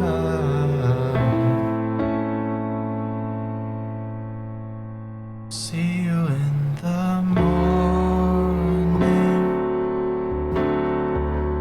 See you in the morning. See you in the morning. Yeah, yeah.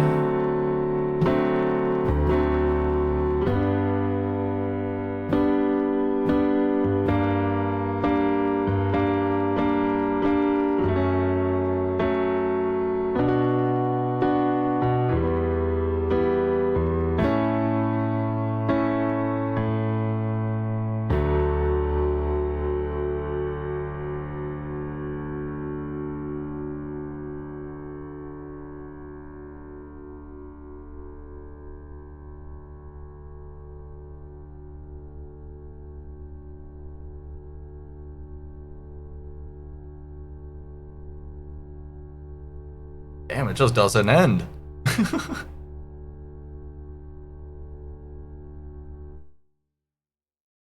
Apparently it just goes forever.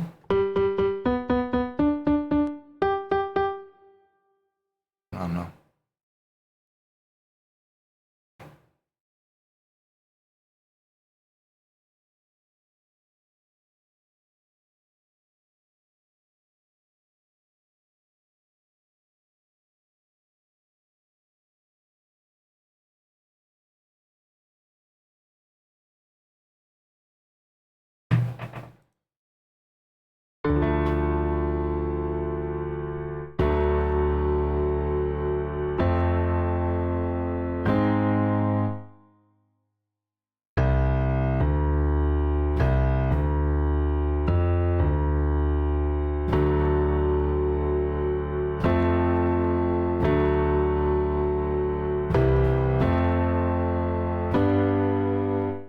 Yeah.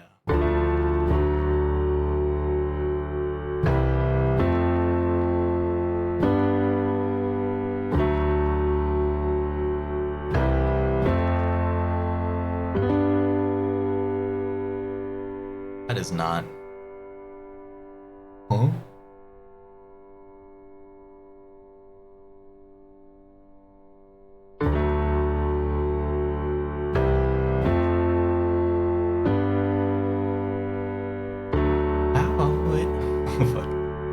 How I wish you could see the potential. Fuck. The potential of you and me. It's like a book elegantly bound, but in a language that you can't read just yet. You gotta spend some time, love. You Gotta spend some time with me, and I know that you'll find love. I will possess your heart.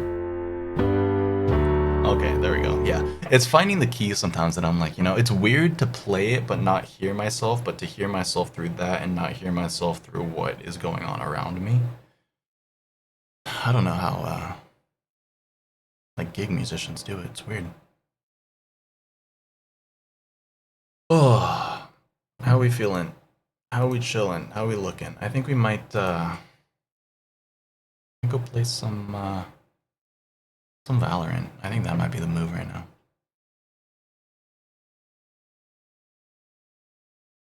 Unless...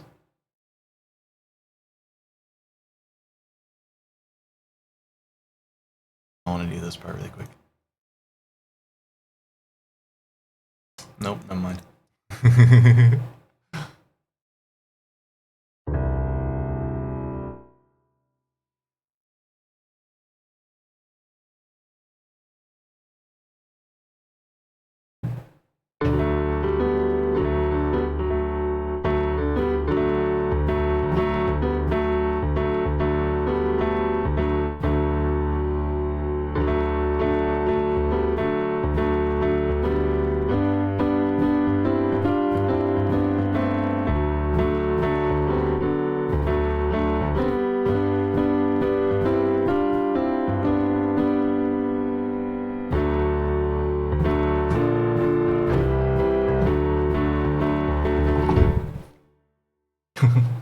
Okay, that's enough of that for now. We're good on the piano. I just like, it makes me upset that I can't really like do music with my bullshit, because my bullshit is bullshit.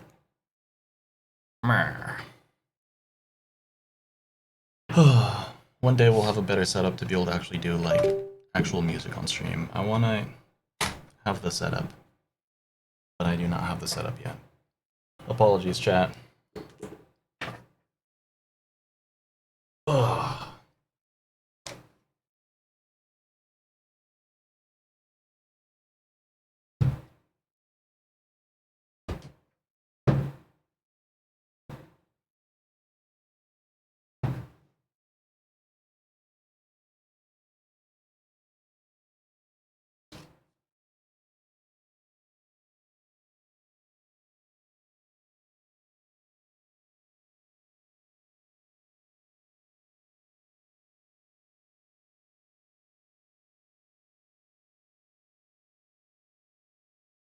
This thing, go love, and I just get right on in this thing. Go love, swing the phone, come on up, I don't like it. Crazy little thing called love. Ba-da-ba-da-pop. What is this? Called love, and I just do the great long night, do the go love, whatever. But I'm done, but I'm back again. Crazy little thing called love.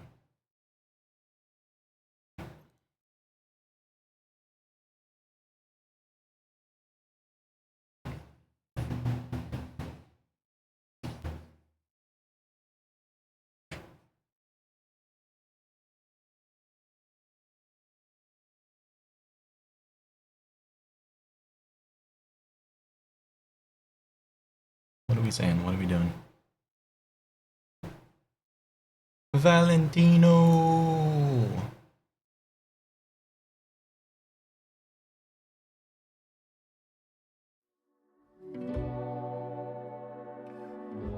Valentino! Get up, they say it's morning. And if you're not the one it's dawning for, there hasn't ever been a day more opportune To sit out in this one. just let the sun pour Valentino!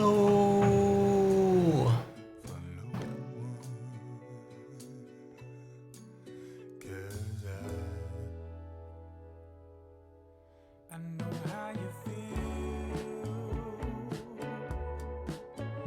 Things happen for a reason, is what we're always told. For a moment I believed, but now it's getting old. If your dreams are taking beatings, I'll join you on the floor. Oh, you had best believe that nobody owes you closure. Oh, how I wish someone had told me that. Everywhere you go, where you are, there you are, and all you bring is all that you're running from. And I know how you feel. Things happen for a reason, is what we're always told. For a moment I believed it, but now it's getting old.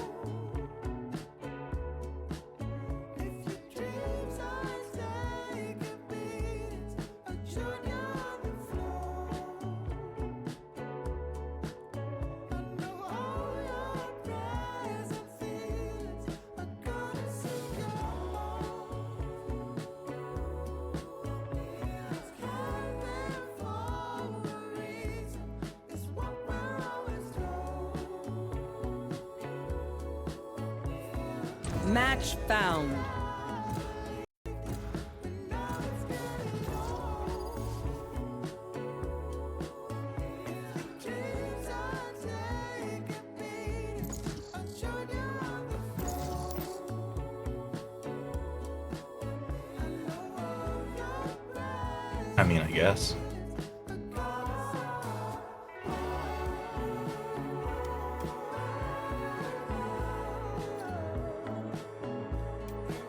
Match found.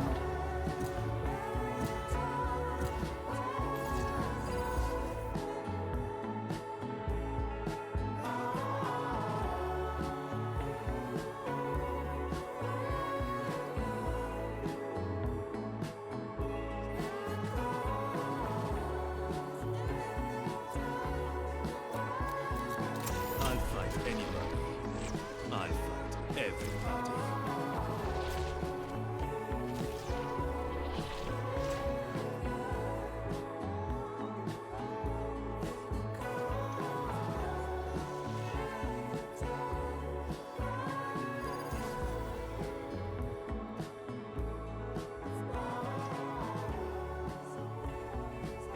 I'm sitting here thinking, watch them have like 3 smokes. We have none.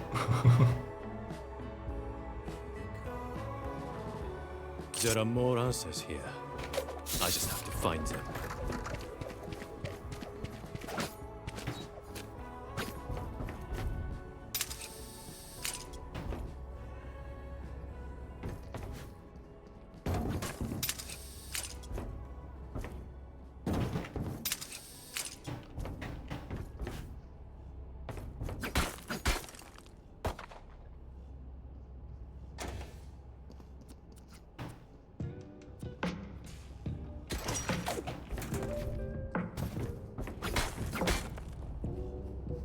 It's not a fucking clutch or kick, dude. Out of charges. Time to jump. What you be, keep it to yourself. You always Enemies know back.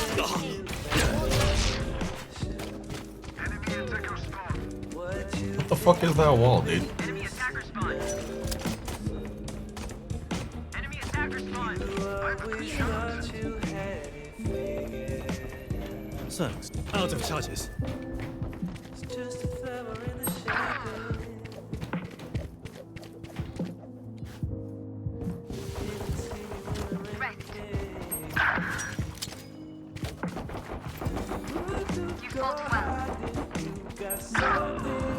One enemy remaining. Holy fuck, dude. Holy fuck. Holy shit. Holy shit. Holy shit. Rare Sage W. Nice one.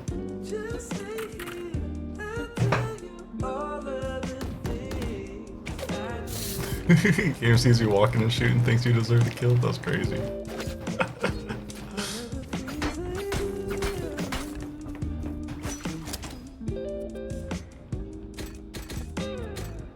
Don't act like you would never know. And now you want a ticket to Time to jump. Here.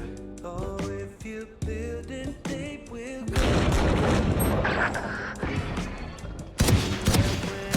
You will just have fun.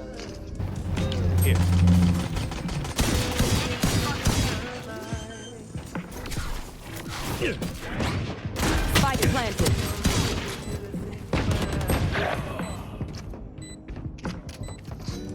Portal closed. Out of charges.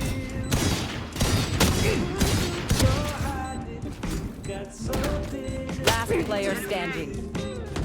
Flawless.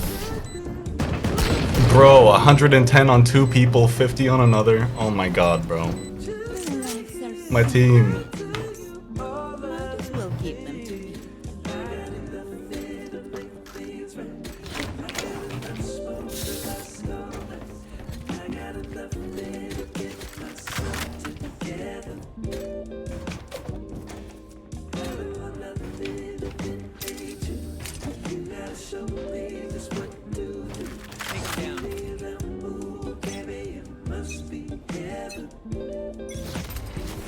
Cutting through.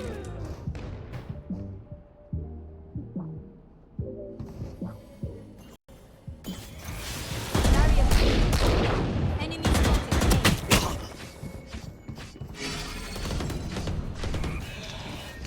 Healing you.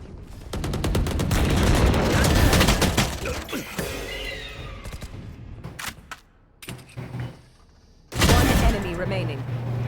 Spike down A.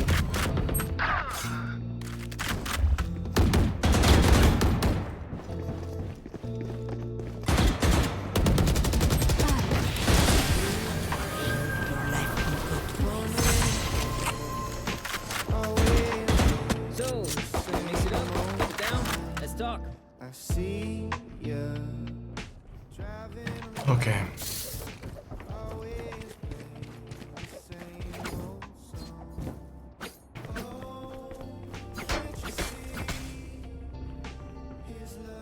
Someone buy me, please?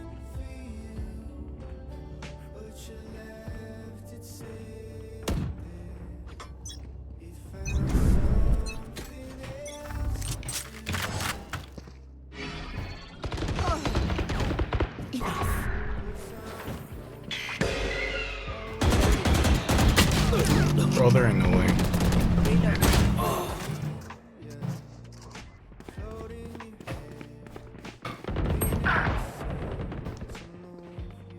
Spike down B.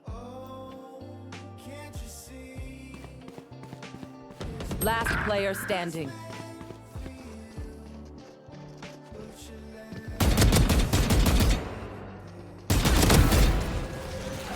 Spike down mid. One enemy remaining. Up and away! Somebody's there.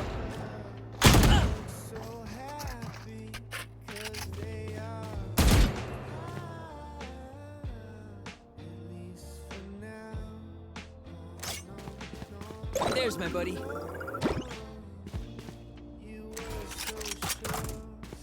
You will not kill my allies. 30 seconds left. One enemy remaining. I'm good for 3. Rash is ready.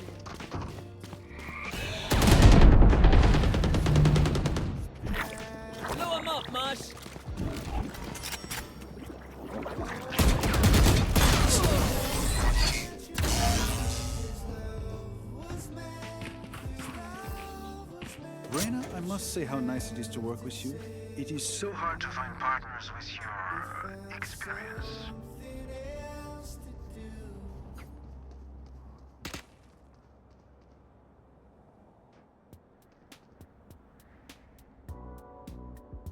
Okay.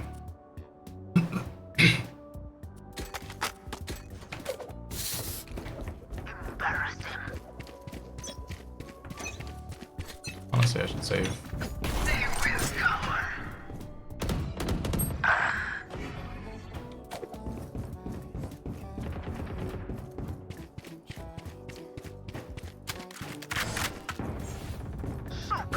Spike down B. One enemy remaining.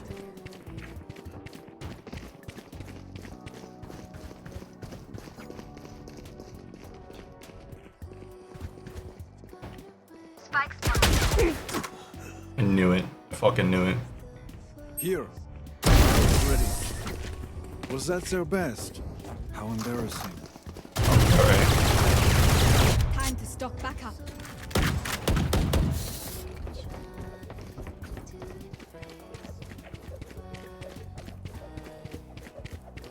Can someone buy me, please?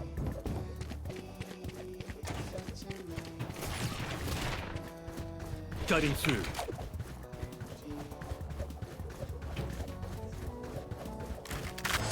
Bonne chance, mes amis.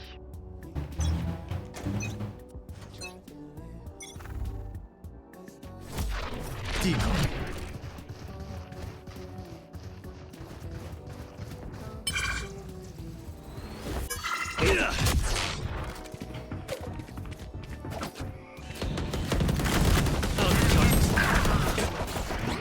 Oh no.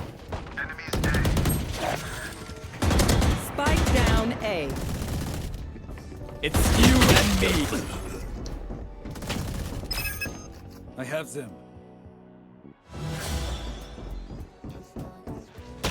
Last player standing. One enemy remaining. Spike down A. I mean, the Odin's kind of OP. Especially in low ranks. Not gonna lie, that's the move. Shit, radiant. Can someone get Can this? someone buy me, please?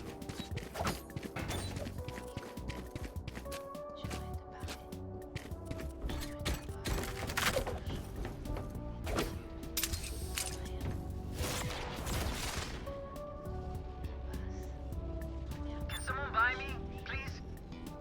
I'll cut through. Appreciate it. Time to jump.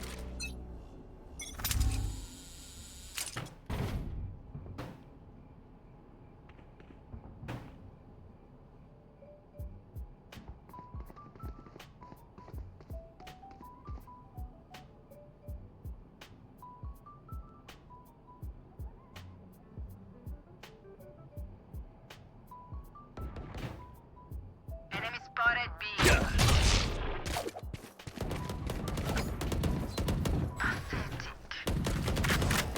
Enemy spotted B. The hunt begins.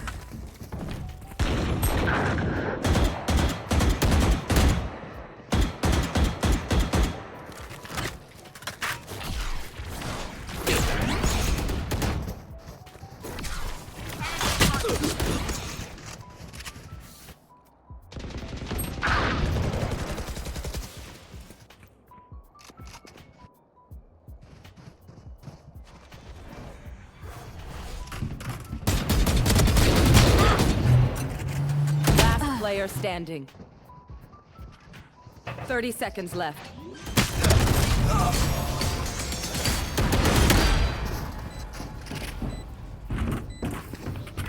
One bullet per enemy. That should be enough, yes? I don't know why Sage put their Can someone wall buy right me, there. please? Appreciate it.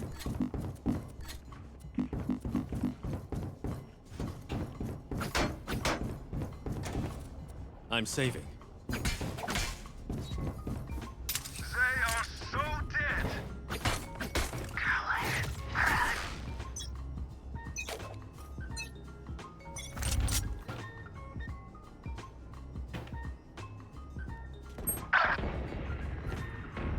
Oh, I'm enjoying this.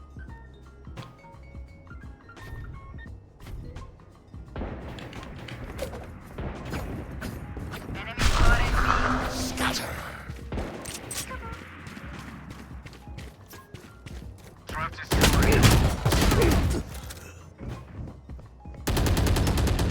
Enemy spotted. One enemy remaining. Spike down B. Spike is B.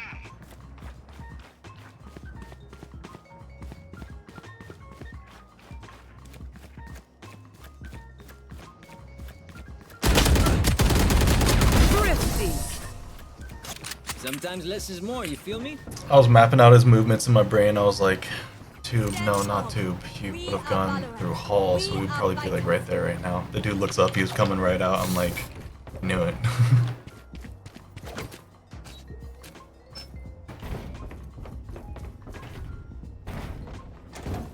Can someone buy me, please? Appreciate it. Yoru, good luck. Thanks. This sucks. Cutting Fuck. through. Why me?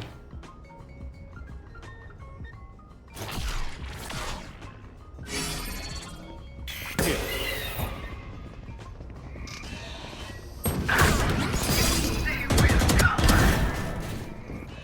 Spike down A. Oh man. Oh, I got spiked down at least. You heard spike down A and you were trying to put a wall? Say please run. Oh, I see. It's you and me. One enemy remaining. Oh, that's tough. Last player standing.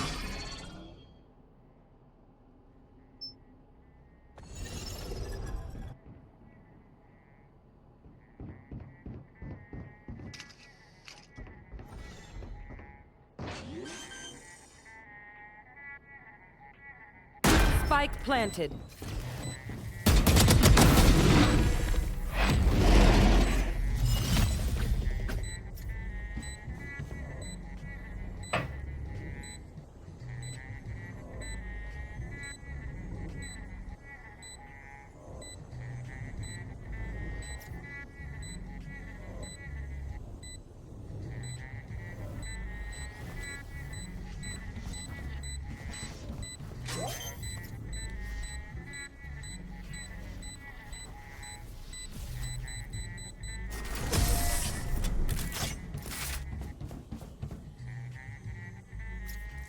What is going on right now? You're losing heart. I can feel it.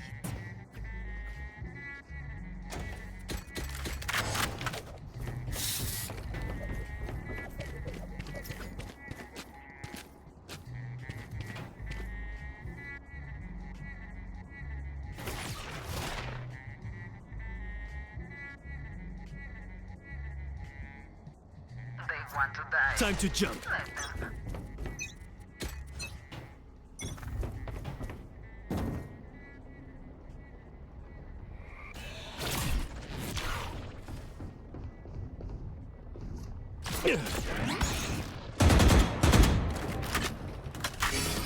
Adios.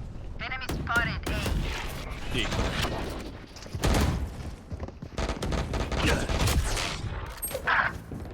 Fuck.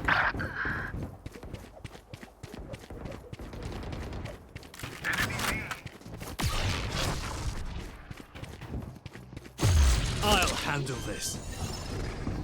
Here. Spike planted.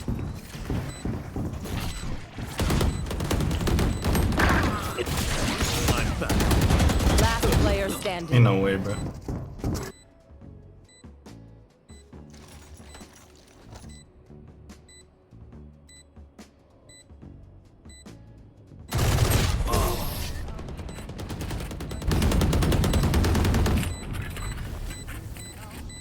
Take aim, Zenfire. Let's not complicate it. I am so broke. Can someone buy me, please? Appreciate it.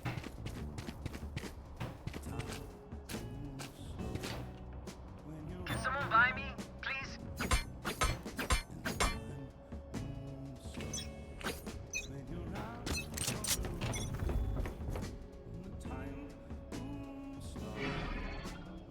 It's you and me.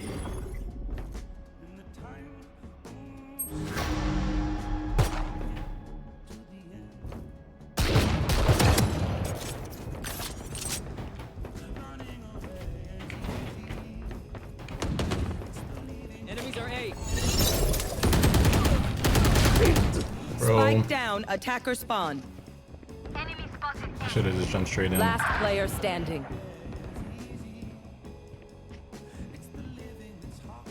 Teleport's ready.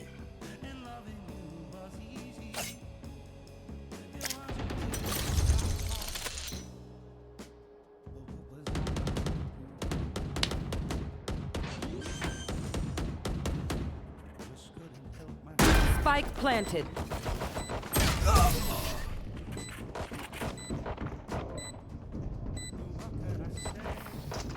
Last round before the switch. This is it. Get those guns.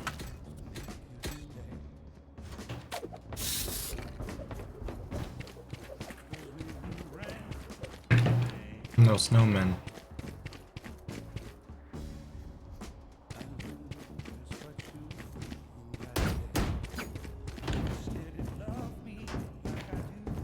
Jump them.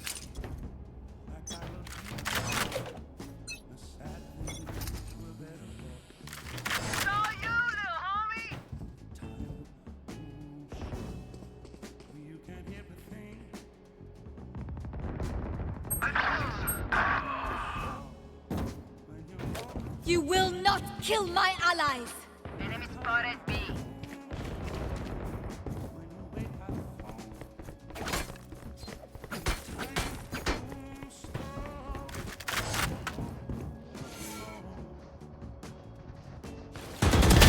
Tackle.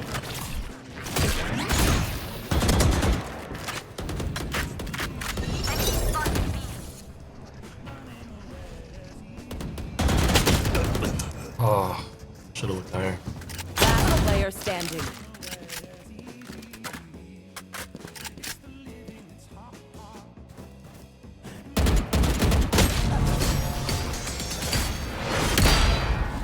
Damn. Switching sides.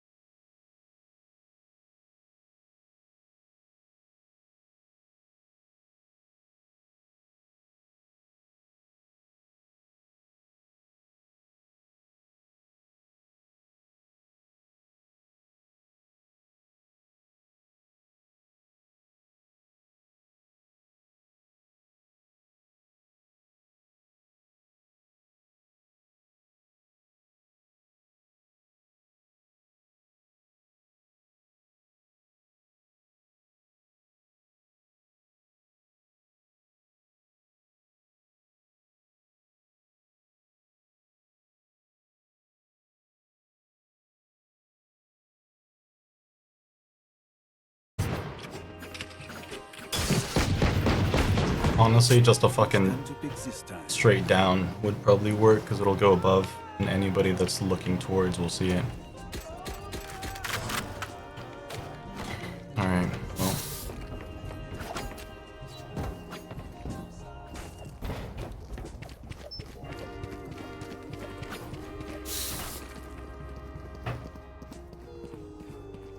Let's do what we do.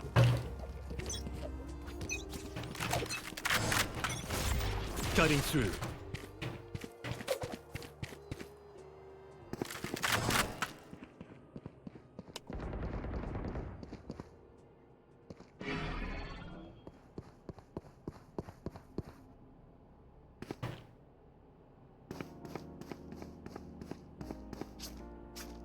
Fake teleport.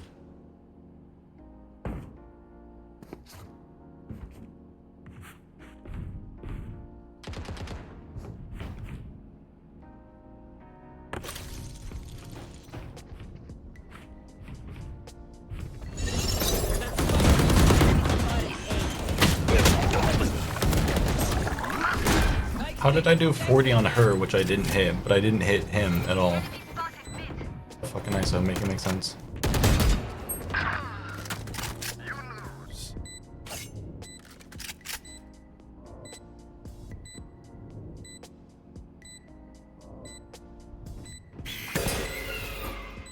One enemy remaining. Last player standing. Teleport's ready.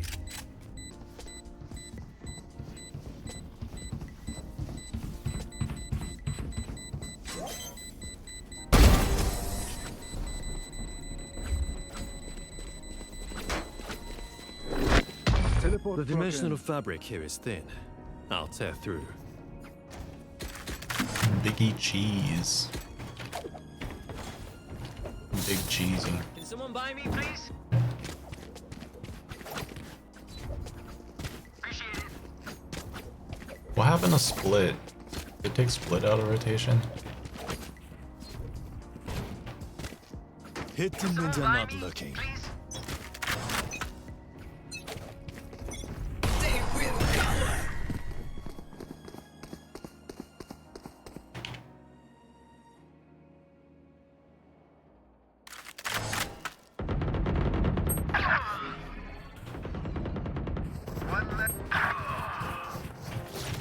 Time to jump.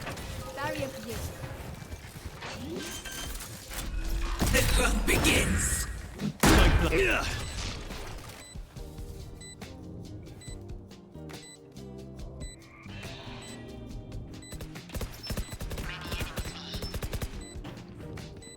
For you.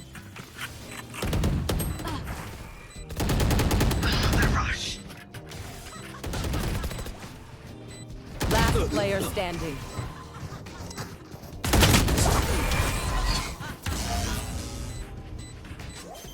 Man.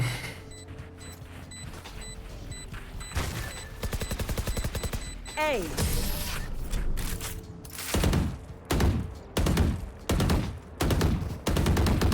As much as this world hurt me, it's mine, and I will kill to defend it.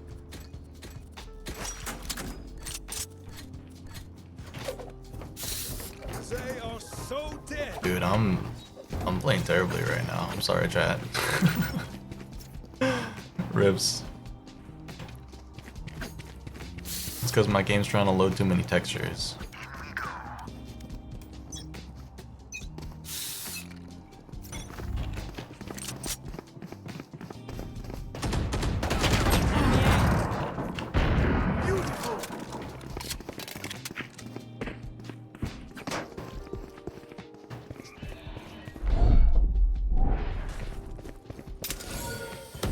Parasite. My ult's not ready.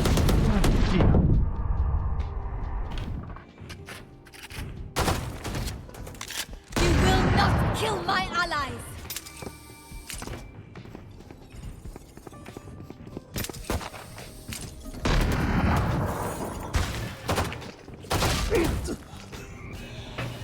It's you and me. I can't use that. Last Spike is player down. standing. Spike down A. Of course he ulted. They're just batteries, and I need a recharge.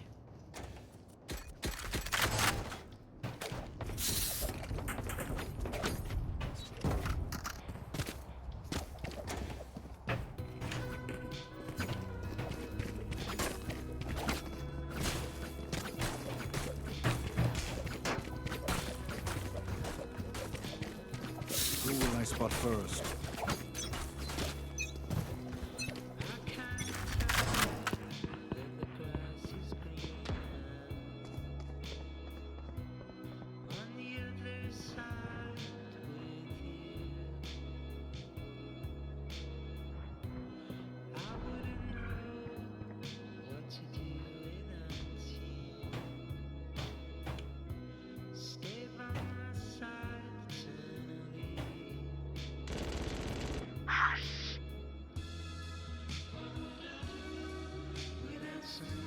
Enemy defender spawn.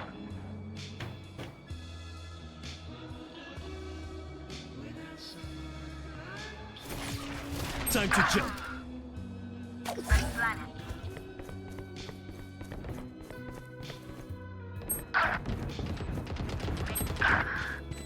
They're coming from behind and we planted for them. Oh no. Don't mess with me. My ult's One enemy remaining. Let's go. Okay, quick break. There we go. Bada boom, bada bang. I'm the last thing they'll see before they die. Lucky them.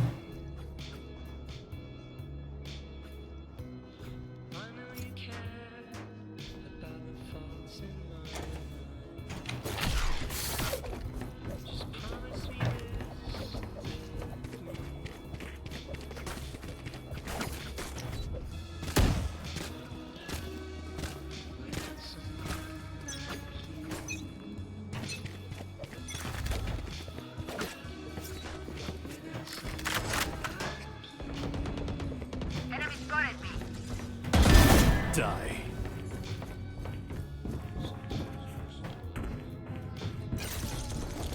Enemy defender spot. I can't miss.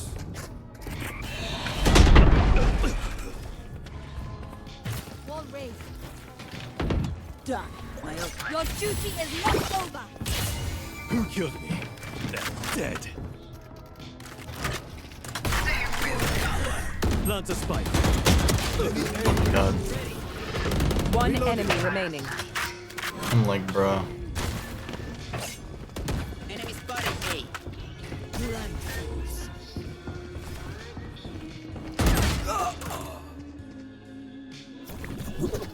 Rash is going again.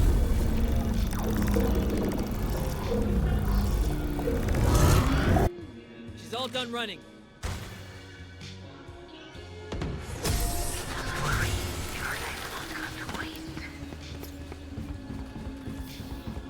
What will it be this time? Have any patterns emerged yet?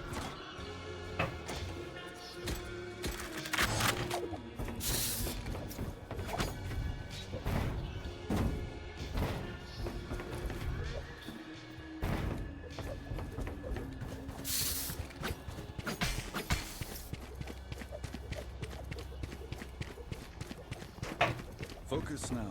Eyes off me. The hunt begins.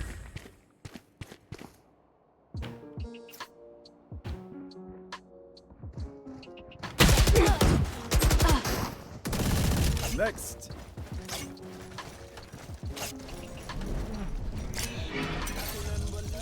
It's you and me. Away.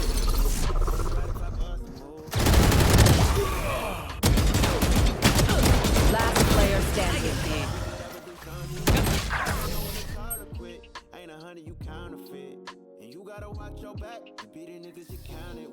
Trust me, they will make mistakes.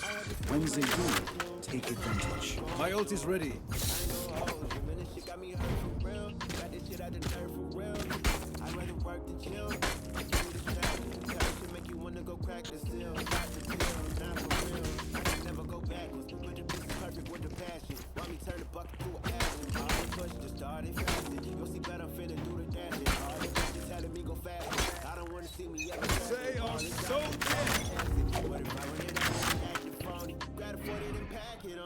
I'm sounding dramatic, homie. I can't put nothing past the homie. I've been dealing with facts, homie. I've been dealing with family, homie. Why you wanna turn backwards, homie? Feel like they wanna Al Capone me. Gotta keep something fat, homie. I can never go back.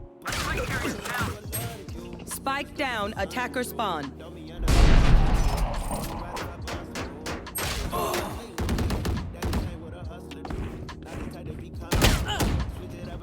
Last player standing.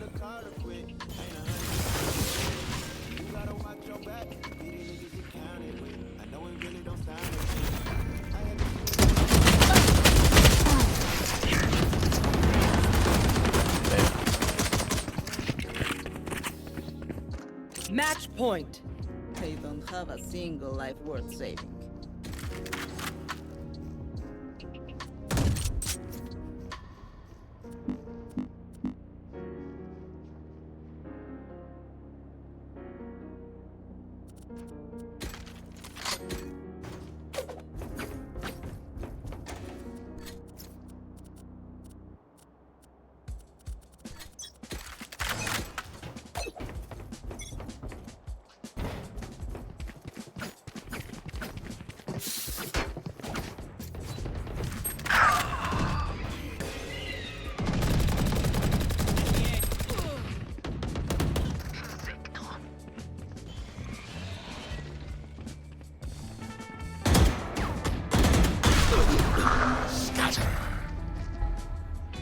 They're on something else, dude. They don't miss, they only hit headshots. They're apparently the best bronze players ever.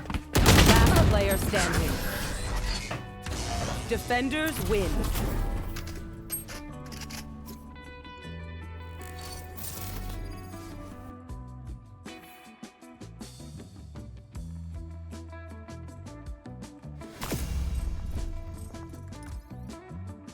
Damn, bro, I fed.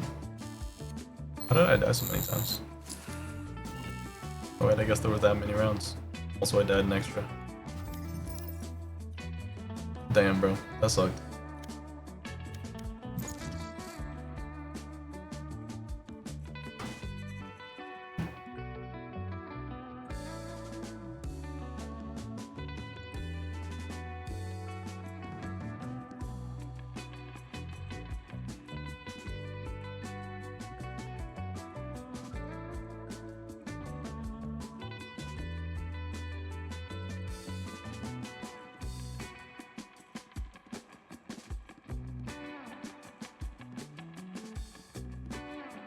Match found.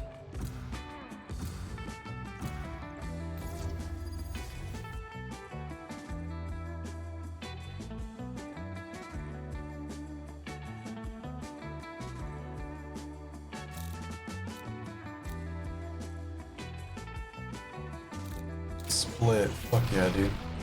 I'll fight anybody. I'll fight everybody.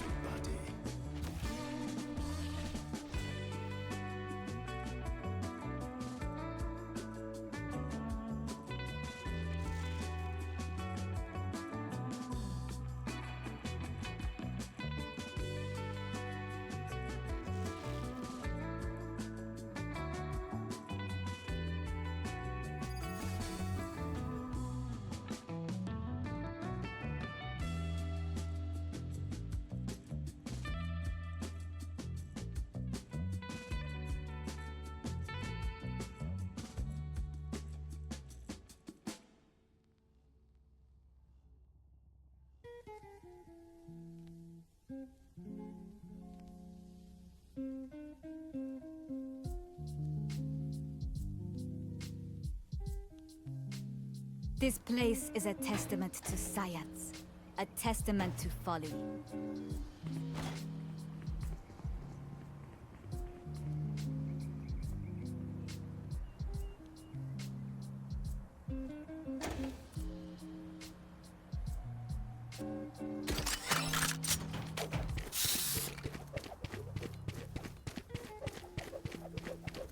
Hello.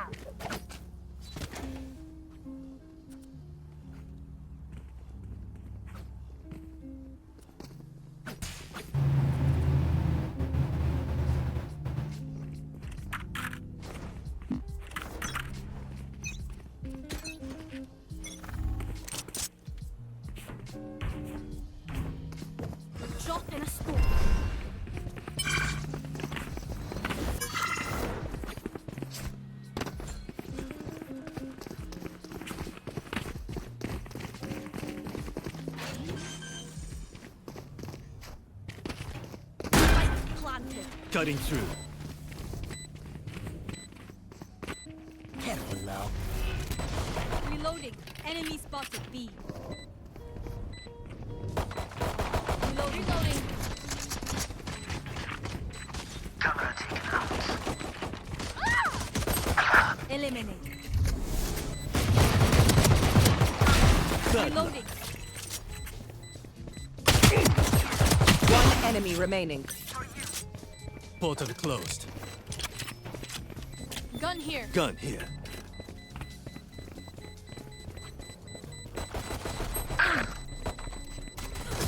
They were not good enough.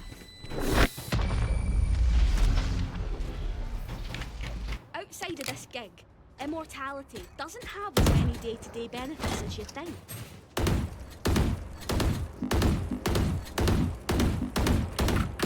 Reloading.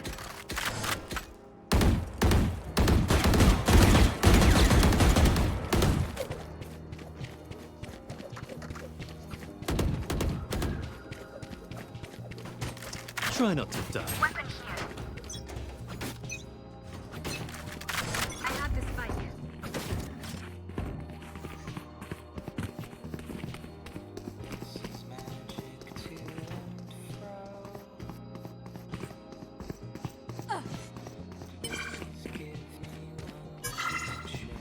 Lock in sight. Enemy spotted A. Oh. Enemy spotted A. Spike planted.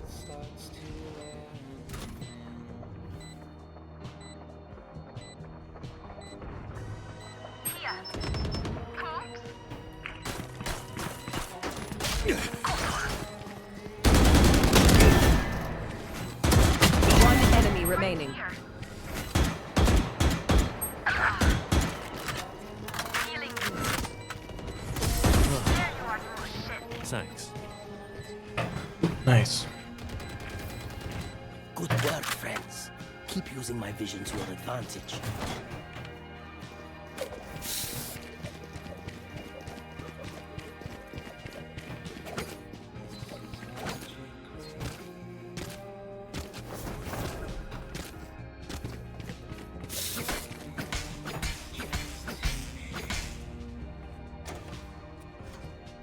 Now, where to set up shop?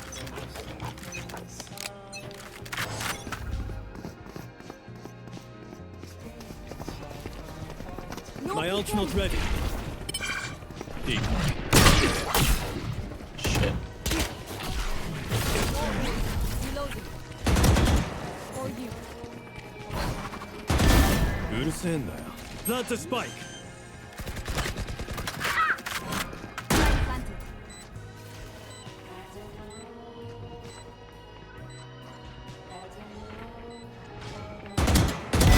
You're done.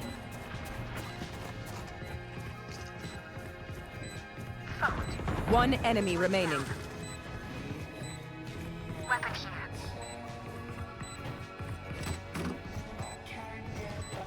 Gun here. Cutting through. Flawless. Damn, we're killing it. Reloading. No one left to send a message. Weapon here. I feel bad for them. I really do. It's not enough to stop winning. Weapon here.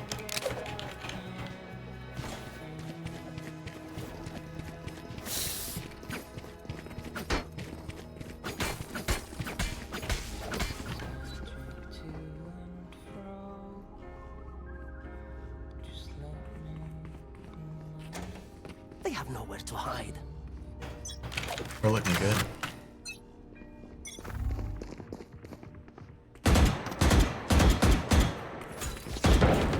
Speak faster. My ult's ready. Decoy.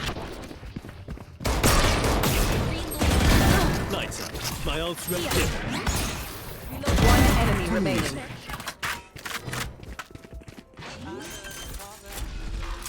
Flawless. Well, they sucked. Say, keep me alive. Alright, this is I still often. have things to do.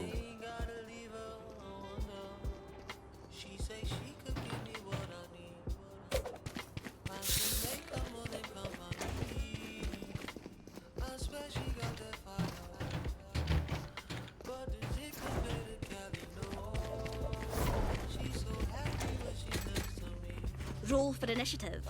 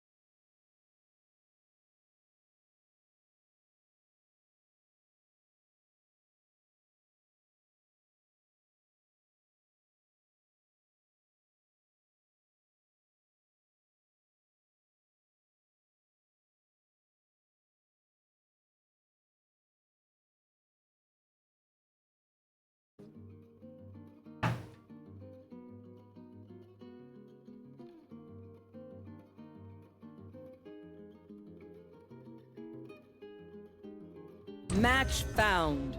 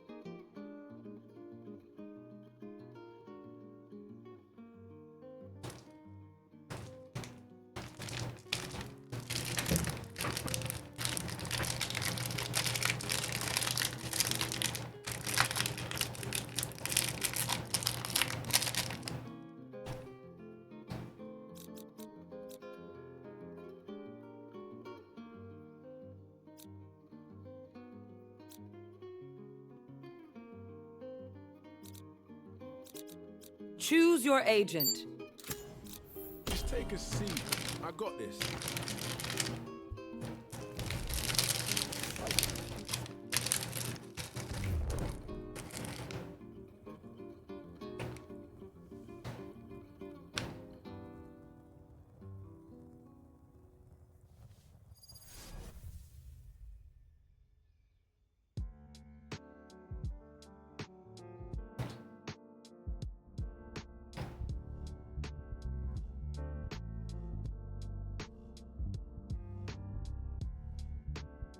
Your party arrives on the doorstep of a sun-soaked concrete jungle. The earth is brittle beneath your feet. You venture forth, basked in gold. Hello. Hello.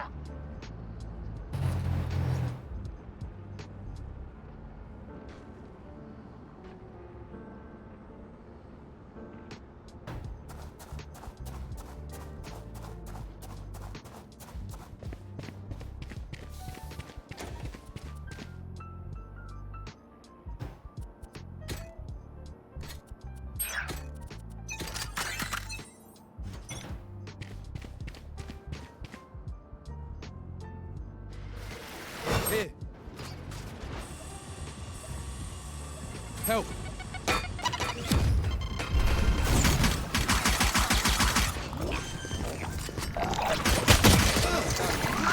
Spike planted.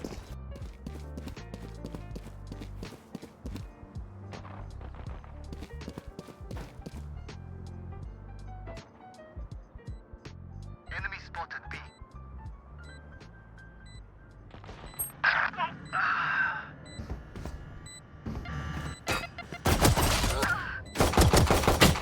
Last player standing. Revealing area.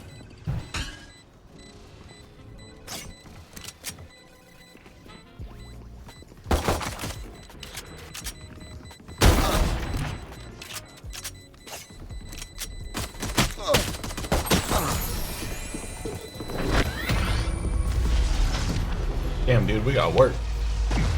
That chamber's dressed like a fancy waiter. Let's ask him for a wine. Introverse breach detected. All security staff with level 6 clearance report immediately to levels 1, B1, and B2.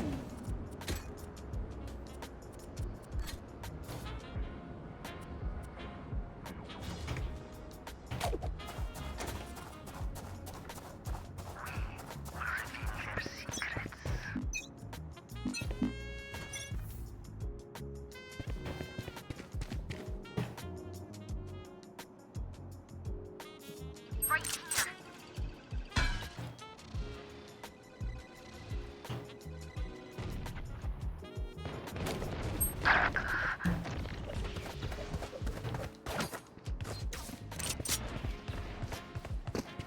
Take flight.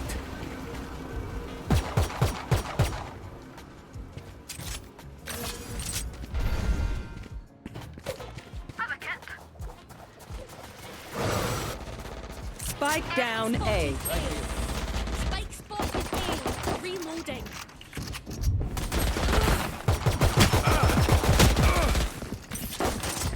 No target One left. enemy remaining. No way, dude.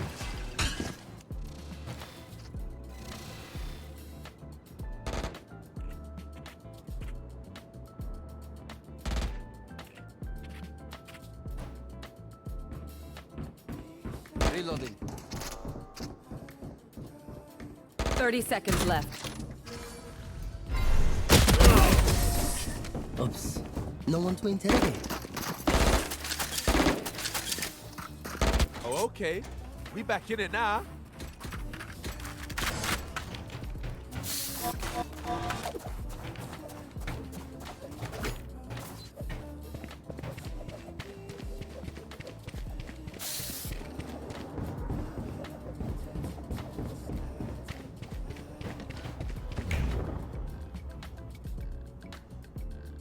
Let's push him out.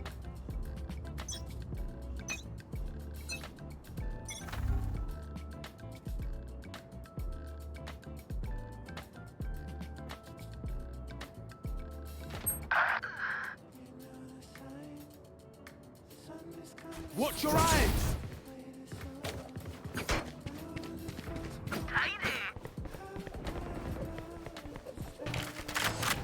Watching this spot.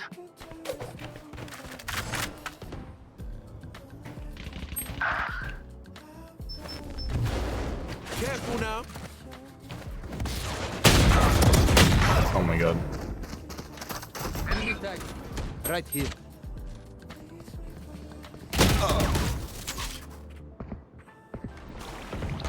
Last player standing. Quiet now. Revealing area. Spike planted.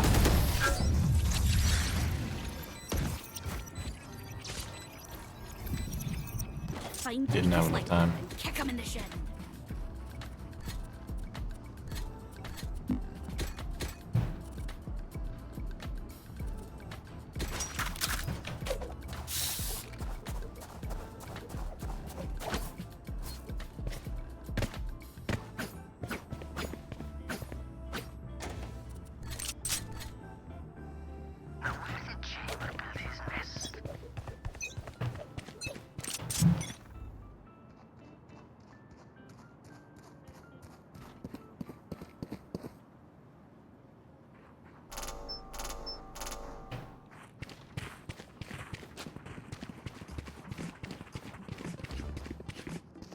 Scanning ahead.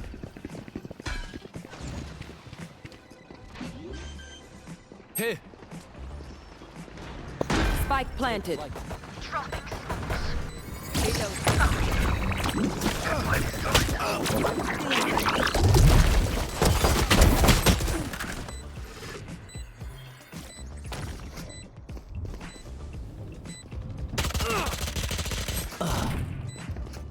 Last player standing.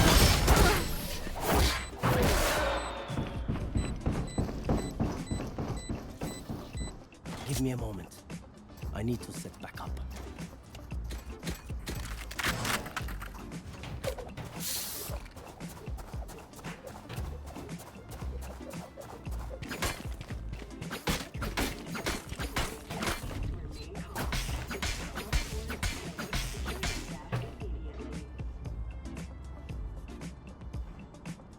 I got you, bruv.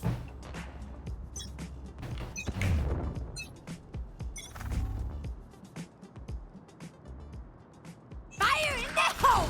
Flash! Dropping smoke.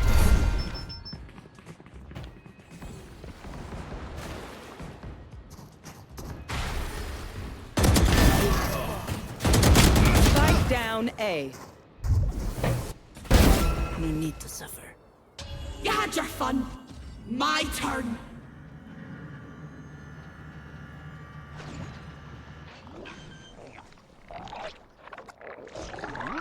Spike planted. That's a kill. One enemy remaining.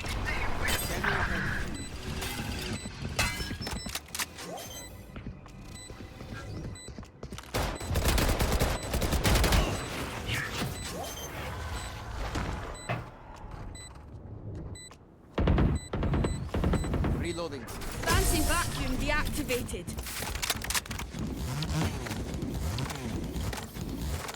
I'll outshine all their radiance. T-film does not compensate for hours spent between dimensions. Please be mindful of your surroundings when approaching a rift.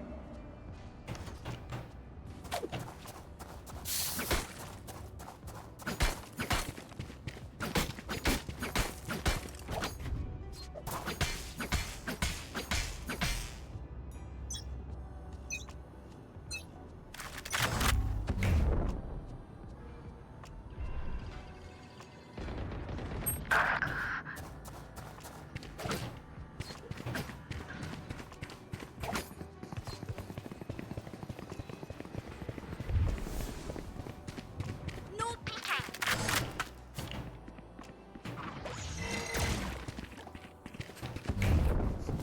Watch your eyes!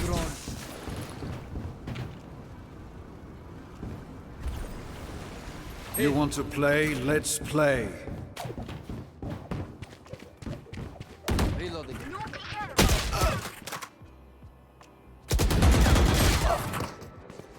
Last player standing. Back like I never left. Careful now. Goodbye, my ultimate. Have one of these.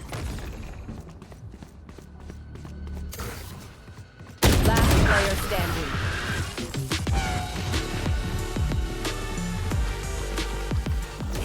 Enemies close. Eyes up. For your safety, any employee suspected of excess subject to physical examination by on-site medical. Thank you.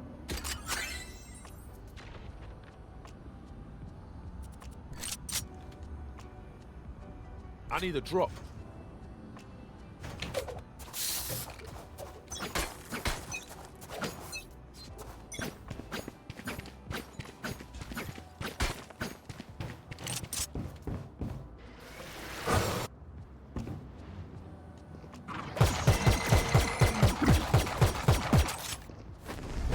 Careful now.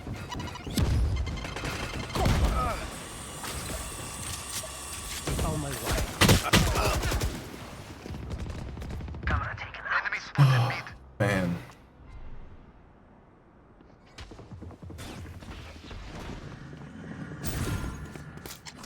Deploying drone. Enemy mark.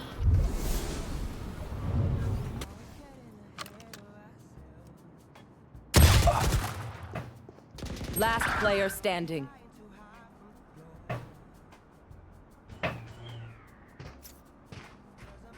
Flawless. Yeah, this ain't looking so hot right now. I don't know, dude. They're usually distracted once I reveal them. Make sure you take advantage. Attackers win. Better. I didn't even vote. Damn.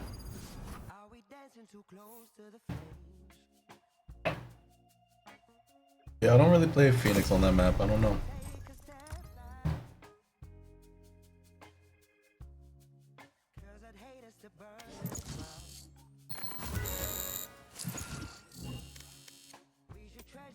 Oh, what it do for Shawty? What you want? What you in?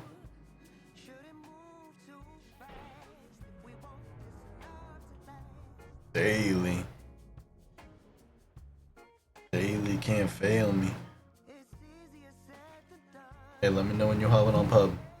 Match found. Yeah, yeah. Hey, yeah, yeah, yeah.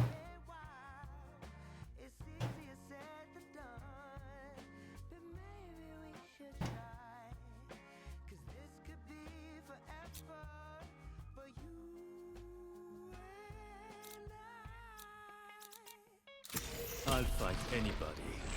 I'll fight everybody.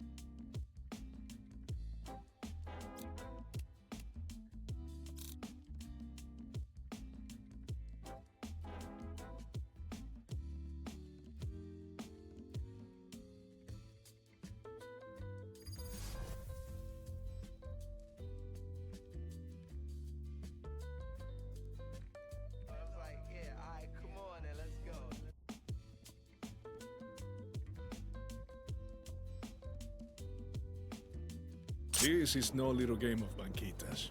Focus, or we carry you home in a body bag. Reloading.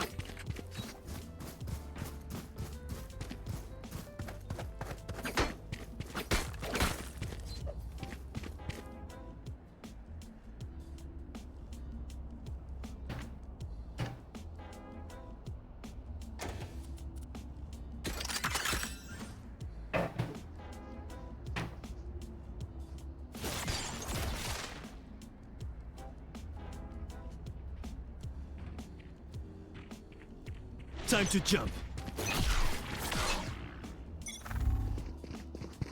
Hostile deployed. Enemy spotted. Hey. Oh my god, bro.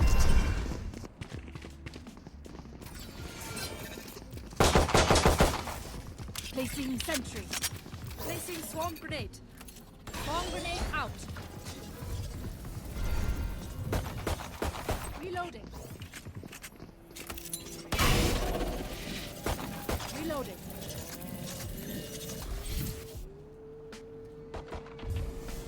Enemy spotted mid. Right here. Turret destroyed.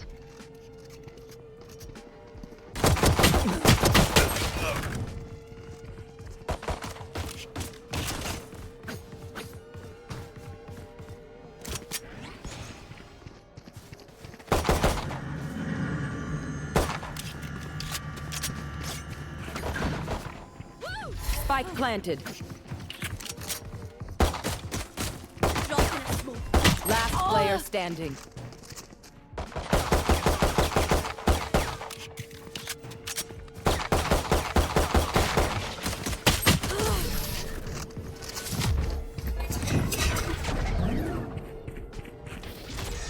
Stay alive. I want their life, not yours.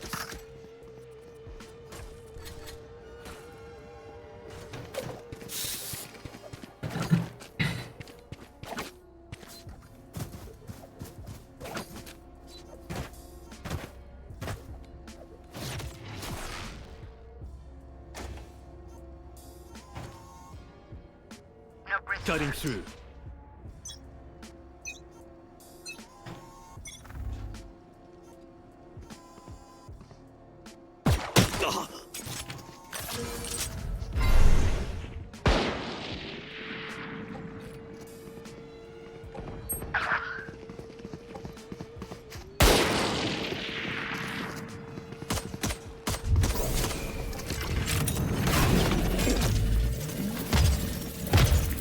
Portal closed.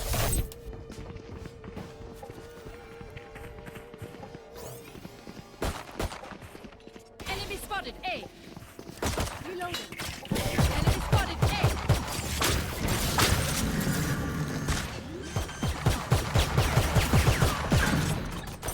Spike planted.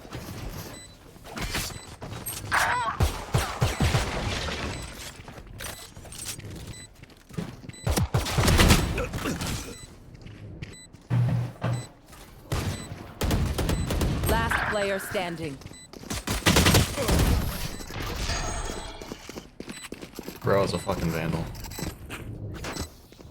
Clove, if you ever go freelance, do not mention the immortality. Your clients will take advantage. I certainly will.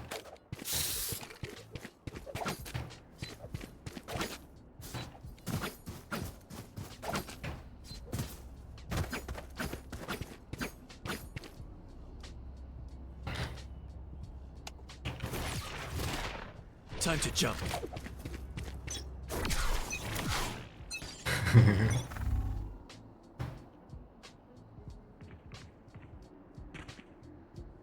Spike down B.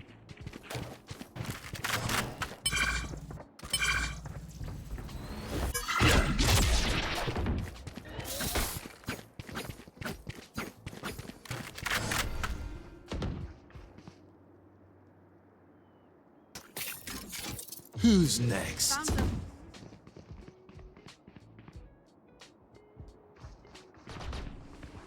Enemy spotted. Spike down mid. Ouch. Spike Here. spotted mid. Here. Oh no.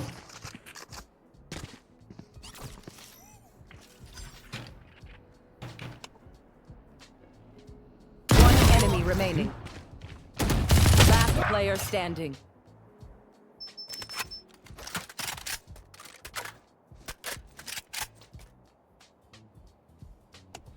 Thirty seconds left.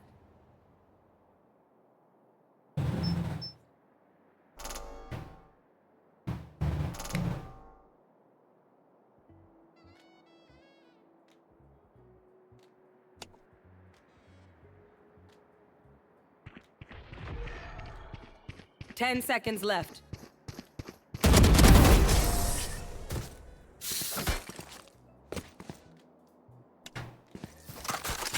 Now we start a winning streak of our own, aye? Alright.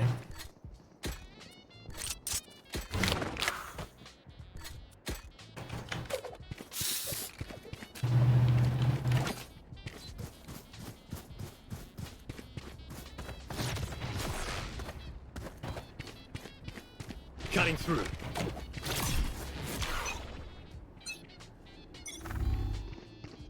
Here.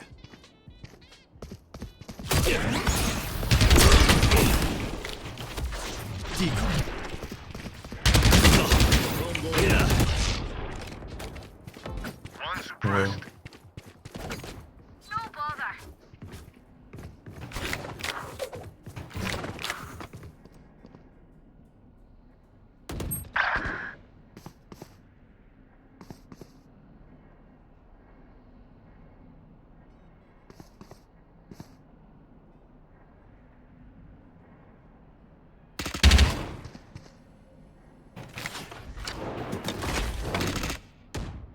Enemy spotted. A. Reloading. Reloading. Spike down A. All missiles away. Reloading. Here.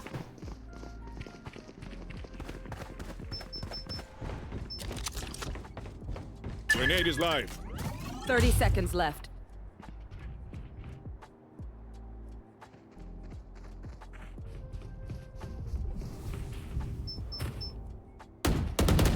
Last player standing.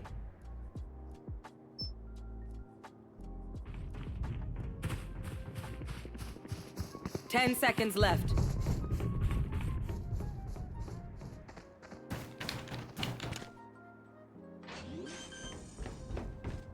Clutch.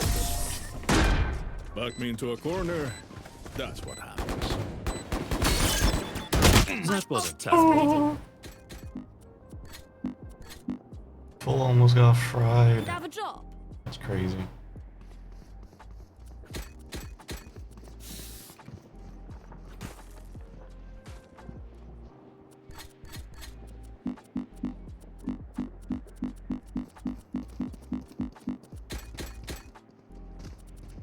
Give them nothing.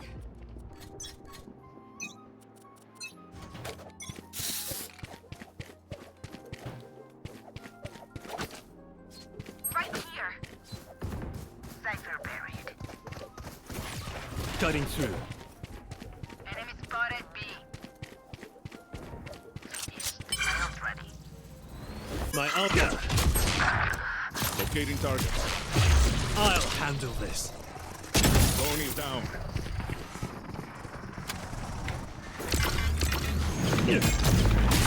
I'm back. Oh no, dude. Should have played slower. Spike down B.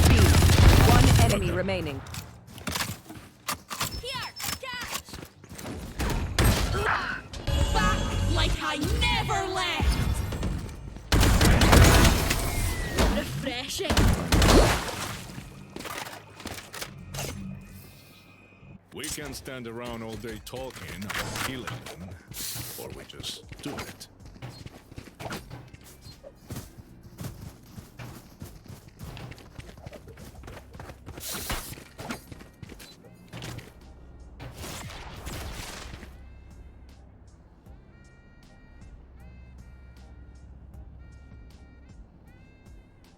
By any means necessary. Time to jump.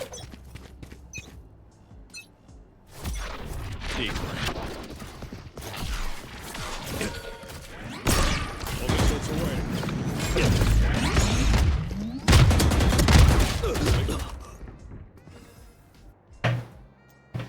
I'll take my assist for it. Fuck it. Lock in a smoke. I thought that was the Sage though. You should run. Who's next?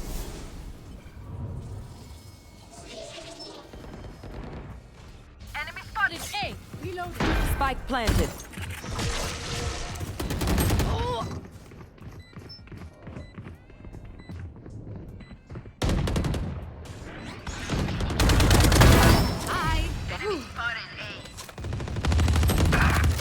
One enemy remaining. Last player standing. No peeking.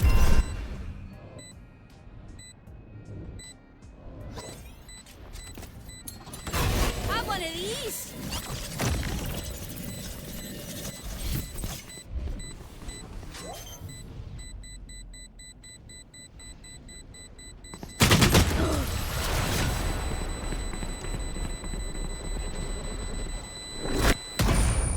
Look your enemy in the eye.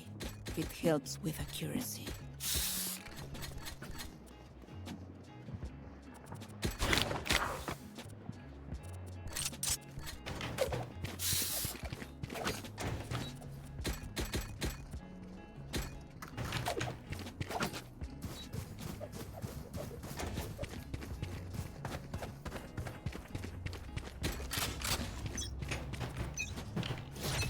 Time to jump.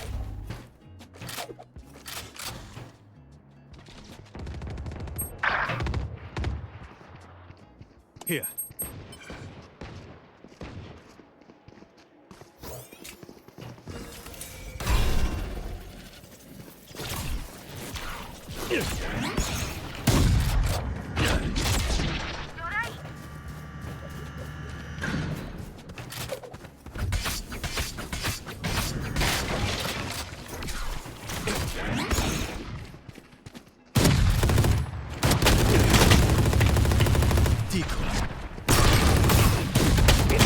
No, dude. This is some dick ass shit. Last player standing.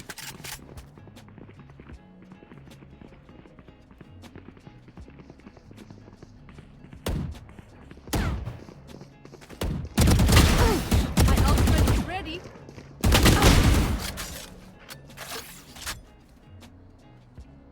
Team Ace.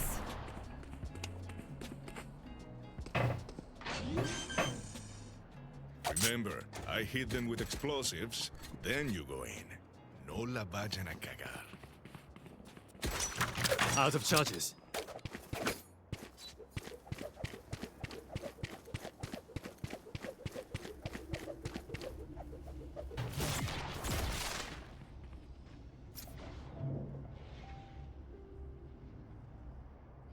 That cipher is cutting through.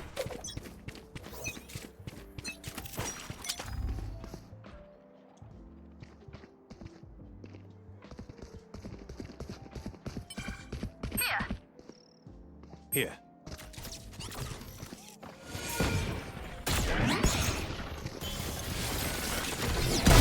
Headshot. This is how it ends.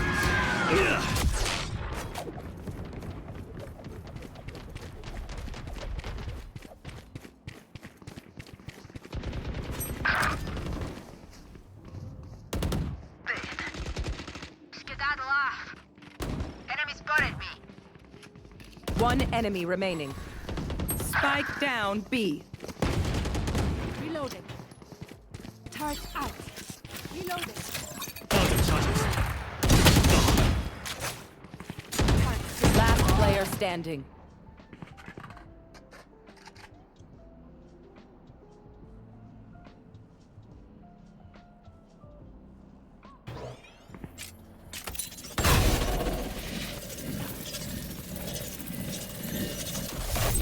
Thirty seconds left.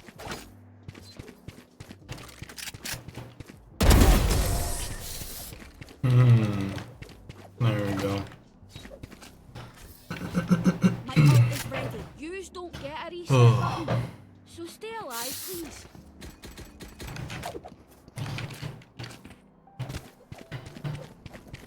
Could I have a drop? Could I have a drop? Cutting through. Could I have a drop? Thank you. Watch your step. Can't even buy my other thing. Locating targets. Drone is down. All is on the way.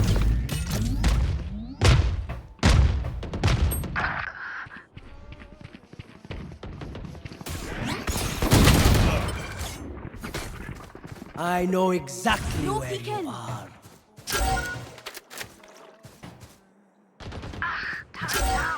Last player standing. Target down.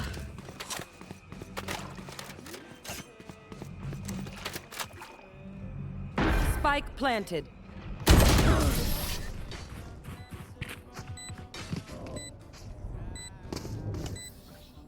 The enemy only looks composed. Their hearts tell a different story.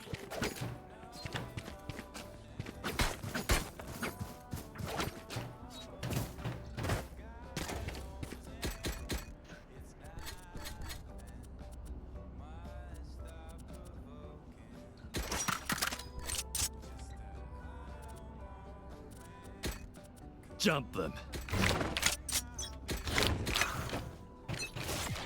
Time to jump.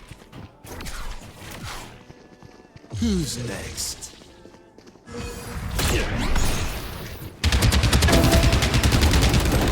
Spike down A.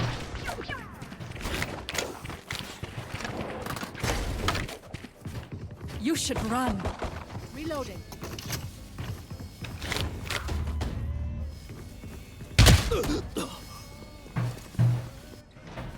All missiles away. Ammunition. One enemy Target remaining. down. Out of charges. Turn out.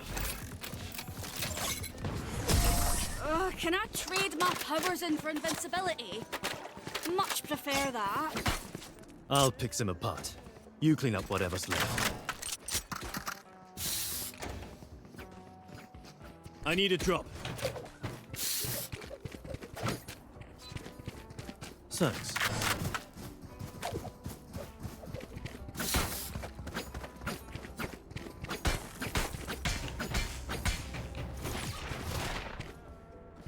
Cutting through.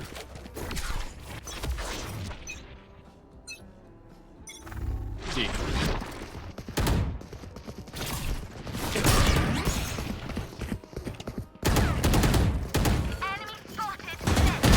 Don't mess this up.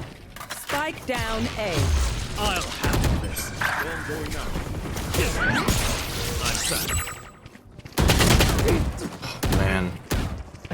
I want to fuck on this yall so bad. I'm going to. One enemy remaining. Spike down A. You feel messy yourself? Can't fuck the kids. Last round in the half.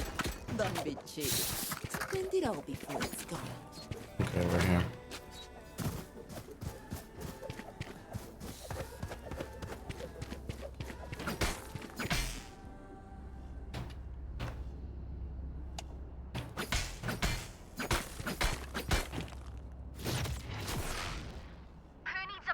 Hit them when they're not looked. Time to jump.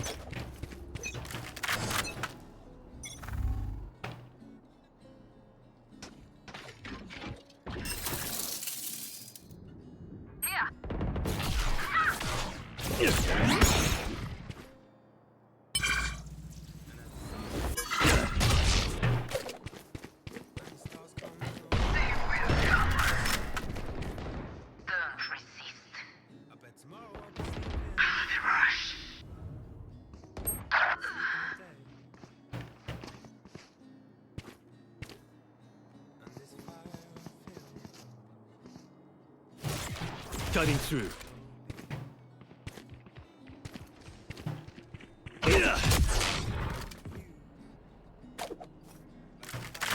One enemy remaining.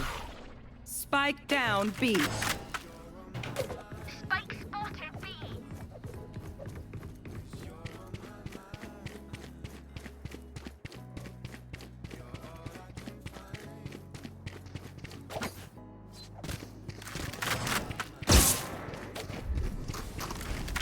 Thirty seconds left. Decoy.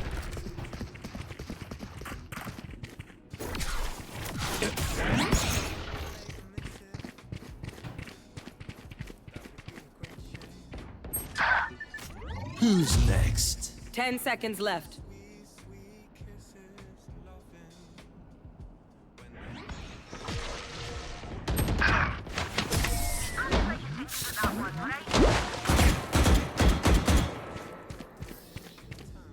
Switching sides. Okay. My city needs me. I can't be away for long. Let's end this quickly.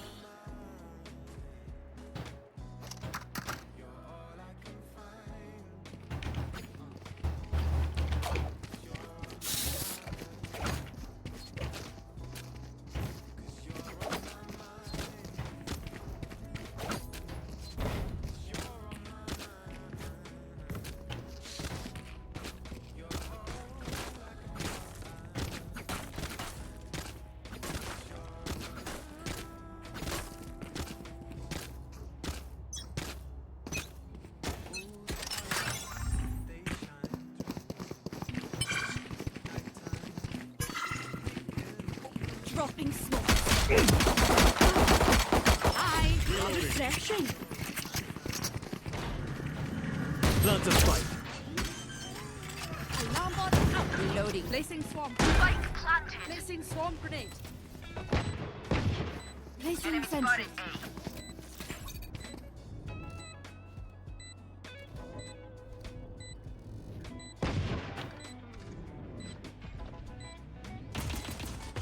Here. Time to jump. Pathetic.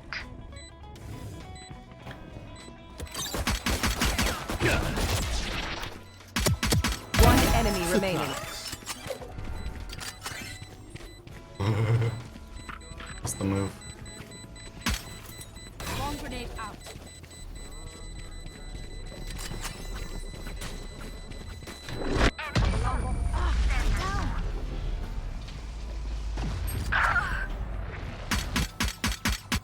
See, battles are won by geniuses, and I am a genius.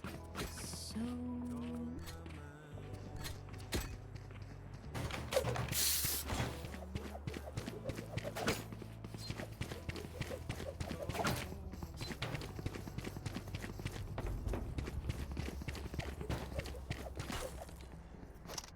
There is no fight left in them now.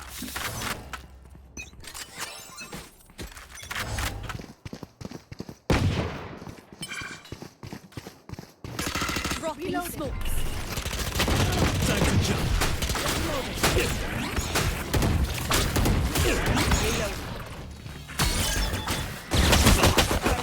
Fucking. Spike down A.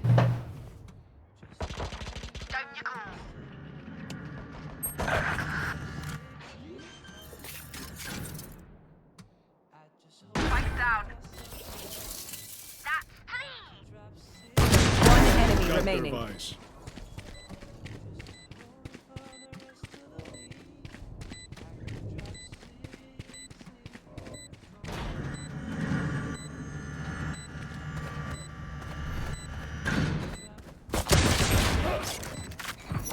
Placing swarm grenade. Swarm grenade out.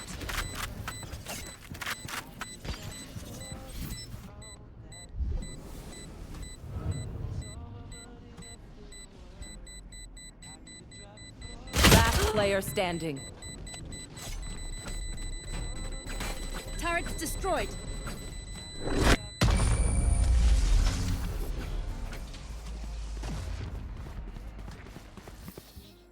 I don't care if there are 5 of them or 50 of them. Let's go.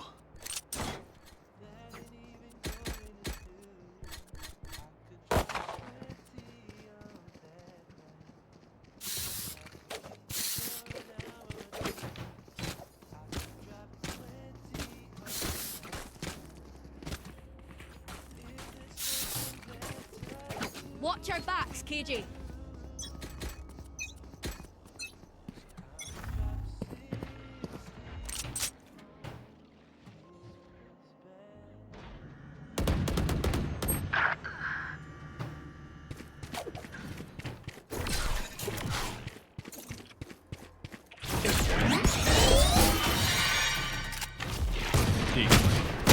Ah, no.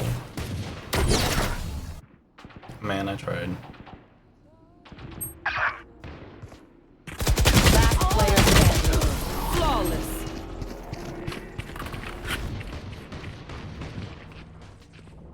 I'm the last thing they'll see before they die. Lucky.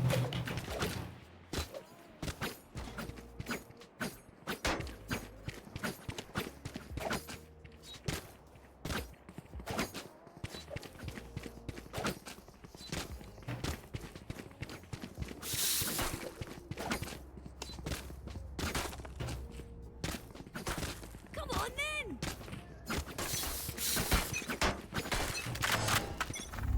Dropping smoke. Locating target.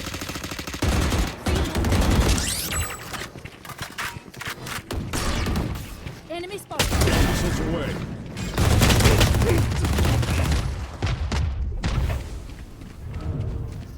Plant the spike. Turret out. Spike planted. Reloading. Placing alarm bomb. Placing swarm grenade.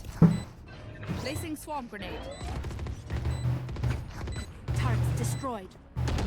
Oh! Have a kit. Last player standing.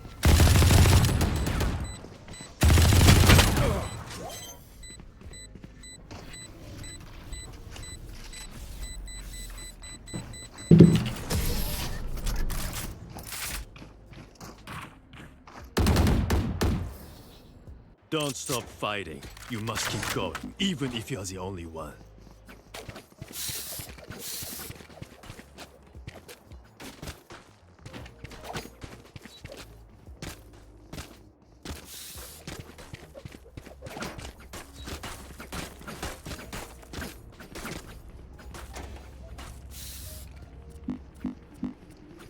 I'll cut through.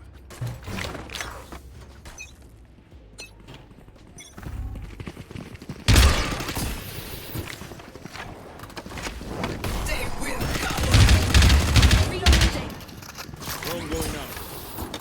Drone is down. Dropping smoke. All missiles away. Swarm grenade. Refreshing. Swarm grenade out. Spike down B. Ammunition. Who's next?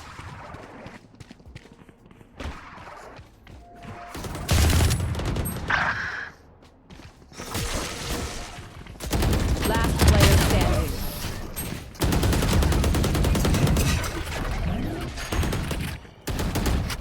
They're just batteries. And I need a recharge.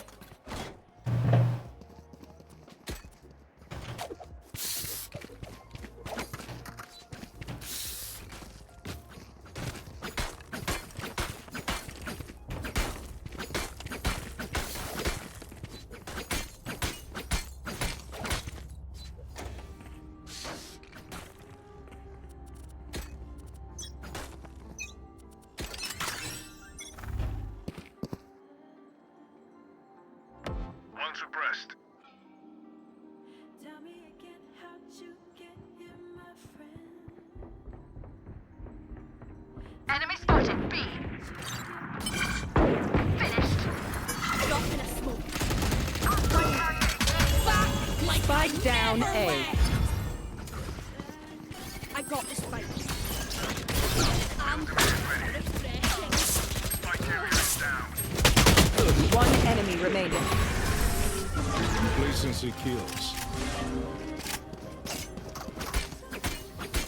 Their lives are so meaningless. Might as well Could I have give a them drop? to me. Thanks.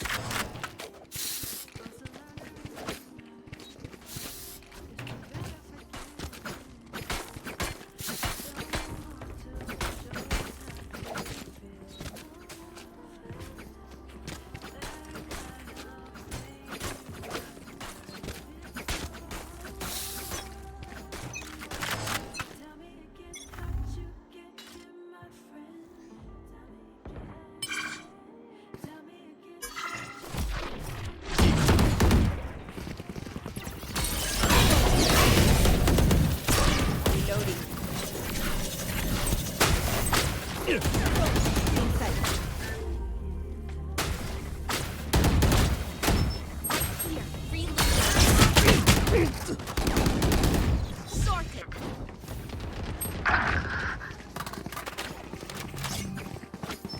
Locating targets.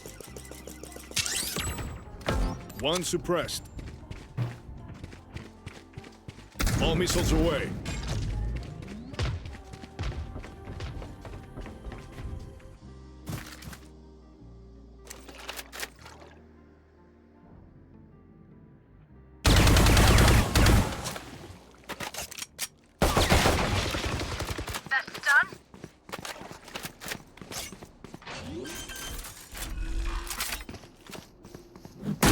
Planted. One enemy remaining. Got three.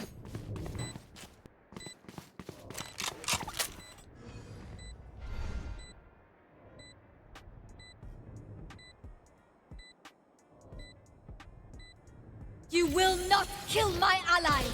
One enemy remaining. Oh, my ultimate is ready. Let me just Nice. swipe those biometrics. I can hold an area pretty well myself. Make sure to cover the angles I can't.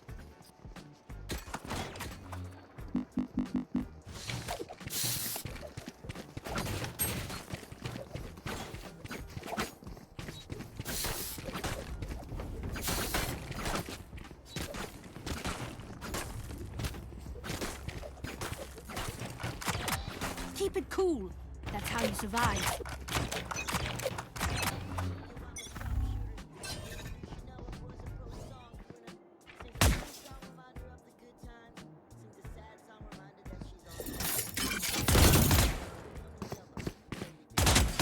Dropping smoke. Drone going out. Here. One suppressed. Face down. I got the spike. How am I, Spike down. bro? Grenade is live. Reloading. You should run.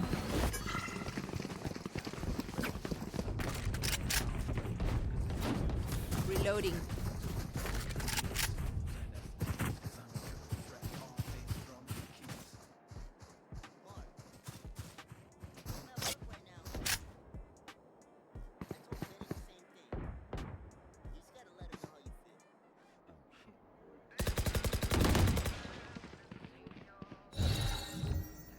No peeking. Right here.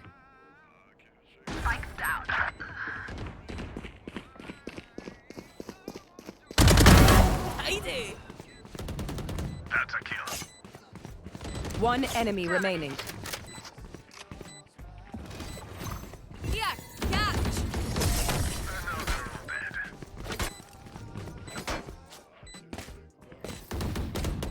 Match point. Let's end this.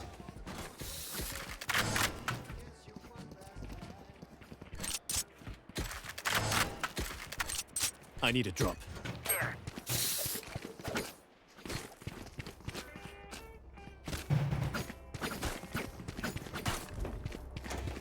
I need a drop. Thanks.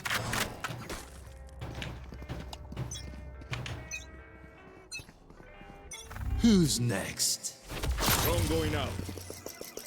Adapt or die! Dropping. Still in front.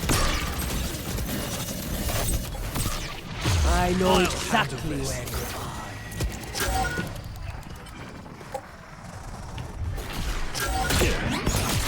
I'm back. Looking for me? Here.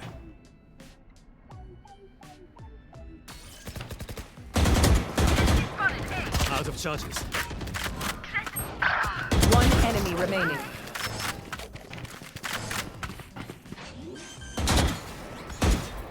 Here. Spikes down. Reloading. Cutting through. In Fake this teleport.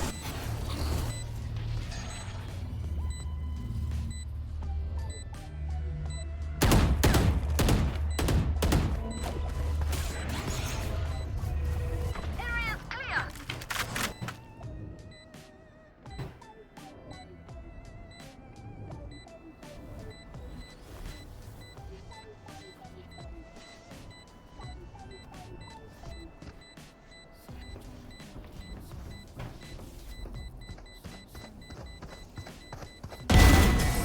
Attackers win. Call me when the world ends. I'd hate. Yo, fuck that Yoru. There we go.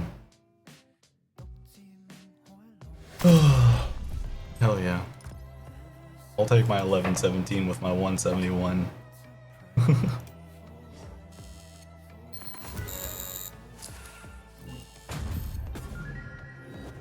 I'm doing my part.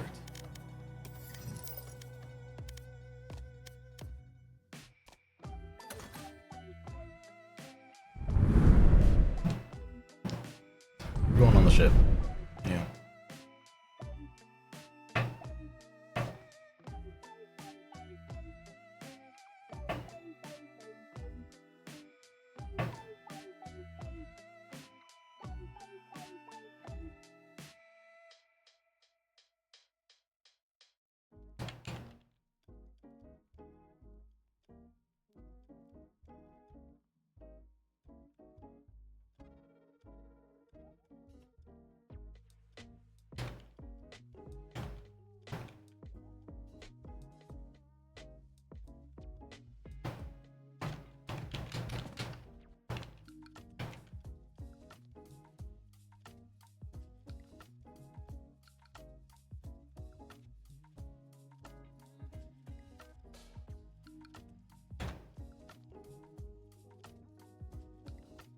Chat, I'll be back.